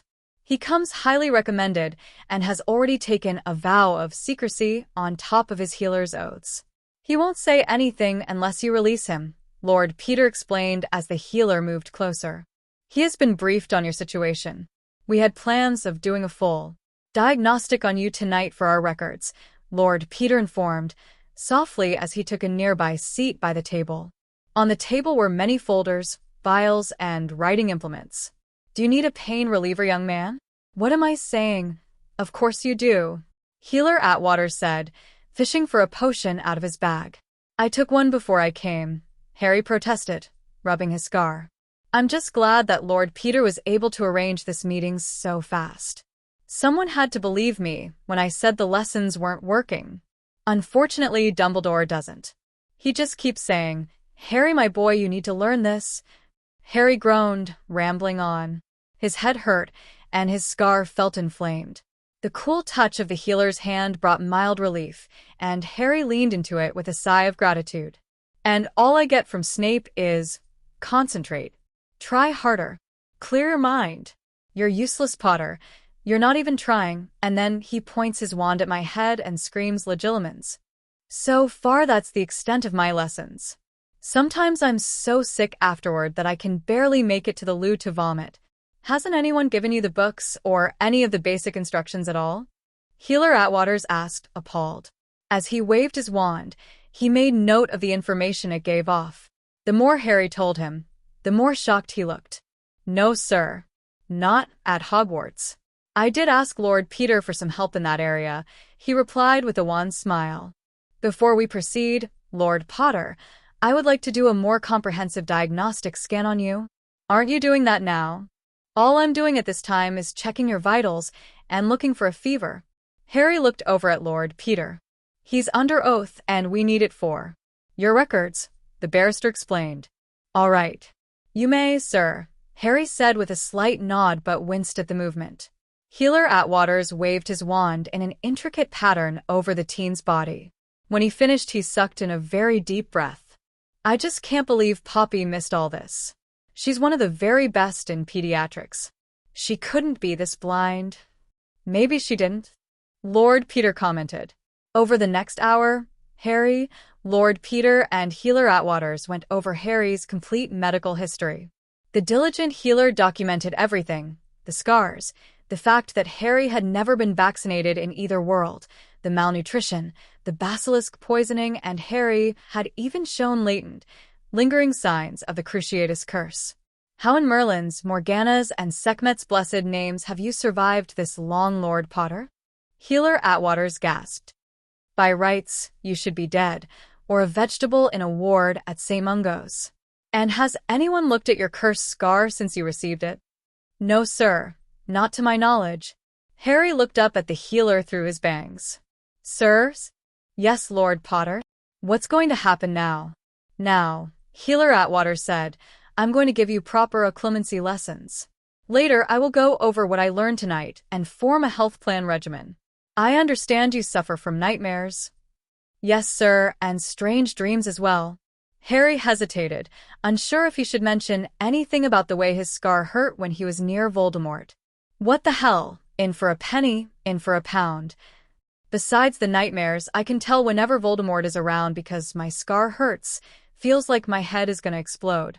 When it's really bad, it breaks open and bleeds. Atwater's eyebrows rose to his hairline in shock. Well then, let's get started. Thus, Harry added another clandestine lesson. Thankfully, Dobby was very good at helping him keep track of his schedule. Lord Peter was gathering evidence against the so-called leader of the light for Harry's upcoming hearing. However, it would take more hardcore evidence than just what Lord Harry could provide. Which is why Oliver Twist's articles were so important. By weaving the gossip-mongering that the wizarding world so enjoys with true facts and issues, Oliver was sending a very strong message for change. Thankfully, despite his hectic schedule, Harry was able to get an article out that week. His friends were getting very persistent at dogging him. Harry wasn't sure if they really cared or were simply following Dumbledore's orders. Either way, it was getting beyond annoying. One thing Harry learned in all his years of using a library to hide from Dudders and his gang was that a library was the last place to share secrets in. You never knew who was listening around the corner or in the next aisle. Whispering always attracted more attention than actually speaking in a normal tone of voice would. He knew that the wards were a hot topic at the moment. He could hear discussions being bantered about as he studied in the library. From the horse's mouth. The biggest question around Hogwarts, surprisingly, is how safe the school truly is. Not who's going to win the House Cup, or how the upcoming Quidditch season is going to go. It seems my little rant about Howlers was more than just that. According to the professors, Hogwarts will be closed during the holidays to upgrade the wards. Of course, that means everyone will have to leave school, including Potter. Speaking of Potter and the halls, Halloween has just passed. Halloween, the night everyone likes to celebrate so lavishly, is also the night that made him one of the most famous figures in our world, and an orphan. I decided to find everything I could that was printed about what happened that terrible night in 1981. I found book after book on the topic, as well as newspaper articles. I was amazed that Flourish and Blots has a complete section set aside about Potter and the events of that night. What amazes me is very few agree on what really happened. Most tales of the events of that night are based on theories and suppositions. Not one of any of these sources put forth any actual evidence. No spells were ever recorded. There is no public medical record or cause of death on file for Lord or Lady Potter. No interviews with authorities who responded that night, nor with Potter himself now that he's at an age to speak on the matter. All of which I find to be very interesting indeed.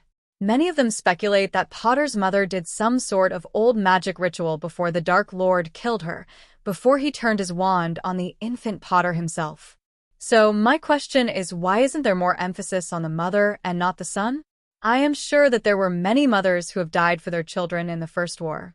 How many managed to save their children through their death? Why isn't Lily Potter heralded as a heroine? Naturally, Potter is revered as the boy who lived, but why isn't Lily Potter receiving more recognition for her part in this sorry tale? Let's face it, the only person that really knows what went on is Potter, who is only a toddler of 15 months, and the Dark Lord himself. No one has ever asked Potter if he remembers that night. Lastly, as Halloween night has come and gone, I must wonder, where are all these so-called experts getting their facts? And the more important question is, why are they making money off a child's plight? Is Potter even aware of the copyright laws, entitlement infringements laws? Of just how much these writers owe him for using his name without permission? I am given to understand that Harry Potter dolls were a big seller a few years back. Has he ever given his permission or product endorsement for any of the related items for sale? Is he receiving any royalties for these items? If not, why? He is most certainly is entitled. Oliver Twist. 16. Repercussions. It was well after midnight when an exhausted Harry Potter portkeyed back into his curtained bed. A whispered Dobby brought his friend with a soft pop. Within seconds, the golem was gone, and with a snap of his fingers Dobby had Harry pajama-clad and ready for bed. Thanks, Dobby. Did anyone check on me tonight? No, Master Harry, sir. Brill. Night, Dobby, he muttered as he slid beneath the covers, asleep before his head hit the pillow. You sleep, Harry Potter, sir. Dobby be sleepin' right here too. The small creature whispered as he curled up at the foot of the bed, pulling a small throw over himself. Eyes keepin' nightmares away. 2 days after Harry's full diagnostic, healer Edward Atwaters was looking over his notes and the files he was able to collect on his newest patient. Thankfully, with the help of Mr. Potter's barrister Lord Peter Flinchley Adams and Madam Bones, he was able to get a copy of Harry's school health records from Madame Pomfrey without Albus Dumbledore's knowledge. The file was more extensive than the typical student record, yet several reports seemed to be missing. He had questioned the school Medowitch quite extensively on the omissions. When he inquired, the school nurse sighed that her hands had been tied. Albus Dumbledore said the boy's relatives refused to give consent for a full medical scan, or for her to go beyond normal clinical procedures. She had tried citing possible abuse as a means of performing a deep scan, but Albus would not hear of it. He claimed that the boy's relatives were strict and not abusive. She quietly informed the healer that she had her suspicions and made notes in a separate folder which she had passed over to him. Anything for that poor boy, she said. She informed the healer that Albus claimed that any contact with the wizarding world might cause his relatives to refuse him a place in their home. Such had been the conditions set when they took him in. Albus had then told her that it was in Harry's best interest to stay with his relatives, as only there could he be assured protection from any Death Eaters who might try to hunt him down. Only with his aunt was he protected by formidable blood wards, and hence, safe. Atwaters knew any healer worth their oath would have sensed an oblivation spell used on them. So the headmaster hadn't resorted to that. The good madam would have undoubtedly quit then and there, and she would have definitely reported it to the ministry. With a weary sigh, he continued reading. Harry's file read like some sort of macabre story to frighten children with, and healer Atwaters shuddered as he leafed through it. Edward? Lord Peter asked as he knocked on the healer's office door. Peter. Come in, Edward smiled, waving his cousin in. When Lord Peter Flinchley Adams had come to him with a concern about a client of his, Edward had been disinclined to take on a new patient. His patient load was already horrendous with all the Death Eater activities that were starting up. That was until his cousin let drop Harry Potter's name. The healers had all been itching to get a close-up look at Potter's famous scar. Papers had been written on it, but with no real examination of said scar and with no real data, they couldn't prove the validity of any of the theories floating around. So, how's it going with the files? Peter asked, taking a seat. Edward stood and poured out 2 glasses of port. It's rough reading. You were right. The case has all the earmarks of child endangerment, child abuse, child neglect, and verbal abuse. Thankfully, Edward turned to hand off one of the glasses. There is no evidence of sexual abuse. Unless you want to call mind rape a sexual charge. Lord Peter closed his eyes. Then Severus Snape isn't teaching Harry anything? No. The boy's natural defenses are too weak to keep the man out, and they are being eroded as we speak. If this keeps up, Harry won't be able to keep a flea out of his mind. I just don't know what Dumbledore is thinking allowing that monster anywhere near the boy. Have you been reading that new columnist that the Prophet is running? Oliver Twist. Lord Peter asked, changing the subject. Why, yes, I have, Edward replied, with a questioning look towards his cousin. And you're changing the subject. Actually, I'm not, Peter said, looking into his glass. Since you are under secrecy oaths and are repairing the damage in Harry's mind, have you had a chance to see any of his memories? You know as well as I do, I can't discuss anything I see. Even if the patient is one of your clients, Edward said. What if I told you Oliver is Harry? He has given permission for me to share some of his secrets. You will need to be fully briefed, Peter said, pulling out a legal parchment, handing it to Edward. Edward straightened in his chair, taking the parchment. That would explain it then. Look, Peter, I can't tell you what I see in Harry's memories, but I can tell you that I've noticed a few glaring gaps. I know the boy has been abused, but I can't find the memories. What if? Edward closed his mouth. Out. I have research to do. The Gryffindor common room was in an uproar. Harry sat in a corner trying to study, refusing to join in the chaos. The other two-thirds of the Golden Trio were in a shouting match. Ginny Weasley was trying to calm them both down. "Harry, do something," Ginny begged. Harry held up both hands. Sorry. "I learned a long time ago to never get between them. When they get like that, they are vicious," he replied over their angry voices. Hermione stopped. She turned to Harry. "What did you say?" she asked in a cold voice. Harry stood up. "I said I learned about the third time I was kicked out of the library because of you two arguing that it's foolish to get in between you. The few times I have tried, you both turn on me for not taking your side." Sorry. "I'm not crazy. Taking sides between you two is a losing battle, and one I will no longer fight." He turned and walked out through the portrait. Neville shook his head as he followed Harry out of the common room. Ginny glared at both her brother and Hermione, throwing up her hands in disgust. "He is so freaking right. Grow up, both of you," she snarled before stomping off as well. Harry made it halfway down the first flight of stairs when Neville shouted to him. "Harry, wait up." "Sure, Neville. Why aren't you more upset with all this?" "I mean, it's your life that's being—" Neville asked when he joined up with Harry. Harry shrugged. "Story of my life, actually. I mean, I have been the butt of so many articles on me that it just doesn't faze me anymore, you know? I mean, one minute I'm the media darling, then next I'm an attention-seeking prat, then I'm the next Dark Lord, and then the chosen one. I'm just numb, Neville. I'm just waiting for the next shoe to drop." "I can see that, Harry," Neville muttered as they walked to the library. "Ron and Hermione just don't get it. On one hand, they keep after me to tell them everything, like they have the right to know. Then they turn around and ignore me when I need them most. They haven't seen what I've seen," Harry sighed, rubbing the back of his neck. "I just can't trust them anymore. It's like I'm growing up, but they aren't, you know?" "Oh, Harry," Neville reassured, stopping in front of the library. "They'll figure it out soon enough. Look, if you want to contact a barrister, I can ask Gran for a reference." "Thanks, Neville, but I've already got one. He was recommended that day they questioned us about Umbridge." "He's been brilliant," Harry said, turning to go into the library. "You won't say anything, will you?" "No, Harry. You have my word." Albus sat in the weekly staff meeting pondering, not the report that Moaning Myrtle had once again overflooded her loo, or the report on one of the hippogriffs that had gotten loose in one of the greenhouses. No, he had bigger problems. One was pondering on how to respond to the latest twist article and how to keep Harry away from any barrister that might take up his cause. The other was finding the records to justify his use of the heir account funds. The goblins were demanding he account for those monies for their books, and he only had 2 more weeks to do so. Albus. "Are you listening to what I am saying?" demanded Minerva. "We have to do something about this Mr. Twist. We just can't have him making a mockery of our school." "I quite agree," Severus stated, looking a bit haggard. Albus knew that the poor man hadn't taken the article about the Potters' murders well.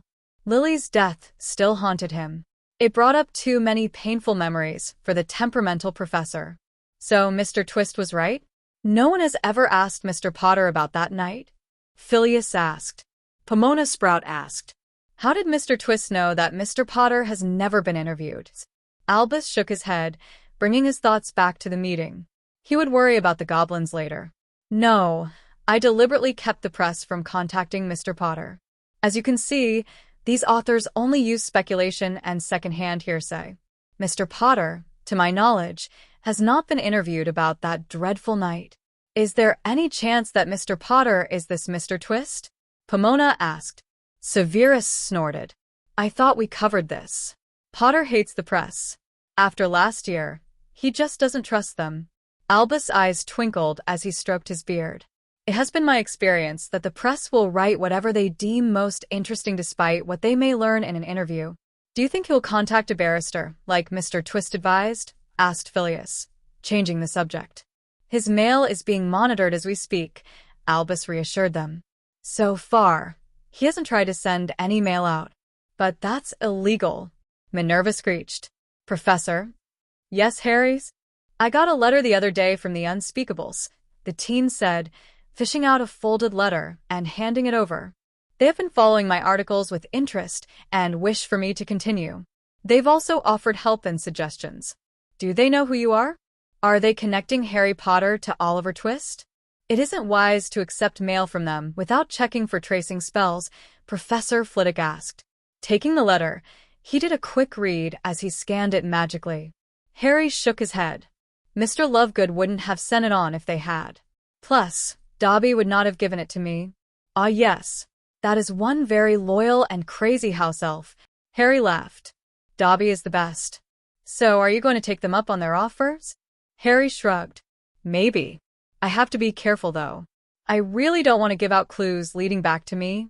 I am sure, Mr. Potter, that you'll manage. As you had this in your pocket, weren't you a bit concerned about someone finding it? The professor asked, holding up the folded letter. Harry shook his head. If you look closely, you will see a touch of house elf magic. Unless I personally hand this note to someone like I just did, they couldn't read it. Dobby and I worked this out months ago. Clever, Mr. Potter. Very clever, Phileas Flitwick smiled, handing it back. So now what? Harry grinned. Thank you for joining us on this thrilling journey with Grimoire Audiobooks. We've reached the end of Part 1, Chapters 1 to 16 of Harry Potter and the Poison Pen by GenkaiFan. The intrigue and mystery are just beginning to unravel, and there's so much more excitement to come in the next installment of this captivating tale. If you're as enchanted by this story as we are, make sure to like this video and share your thoughts in the comments. Remember, the next part will be released once we hit 35 likes and 35 comments, so let your voices be heard. Don't forget to subscribe and hit the notification bell to ensure you don't miss the next chapter of this magical adventure. Your support means the world to us and helps us bring more incredible stories to life. Until next time, thank you for being part of the Grimoire Audiobooks family. Stay tuned for more magical adventures, and we'll see you soon.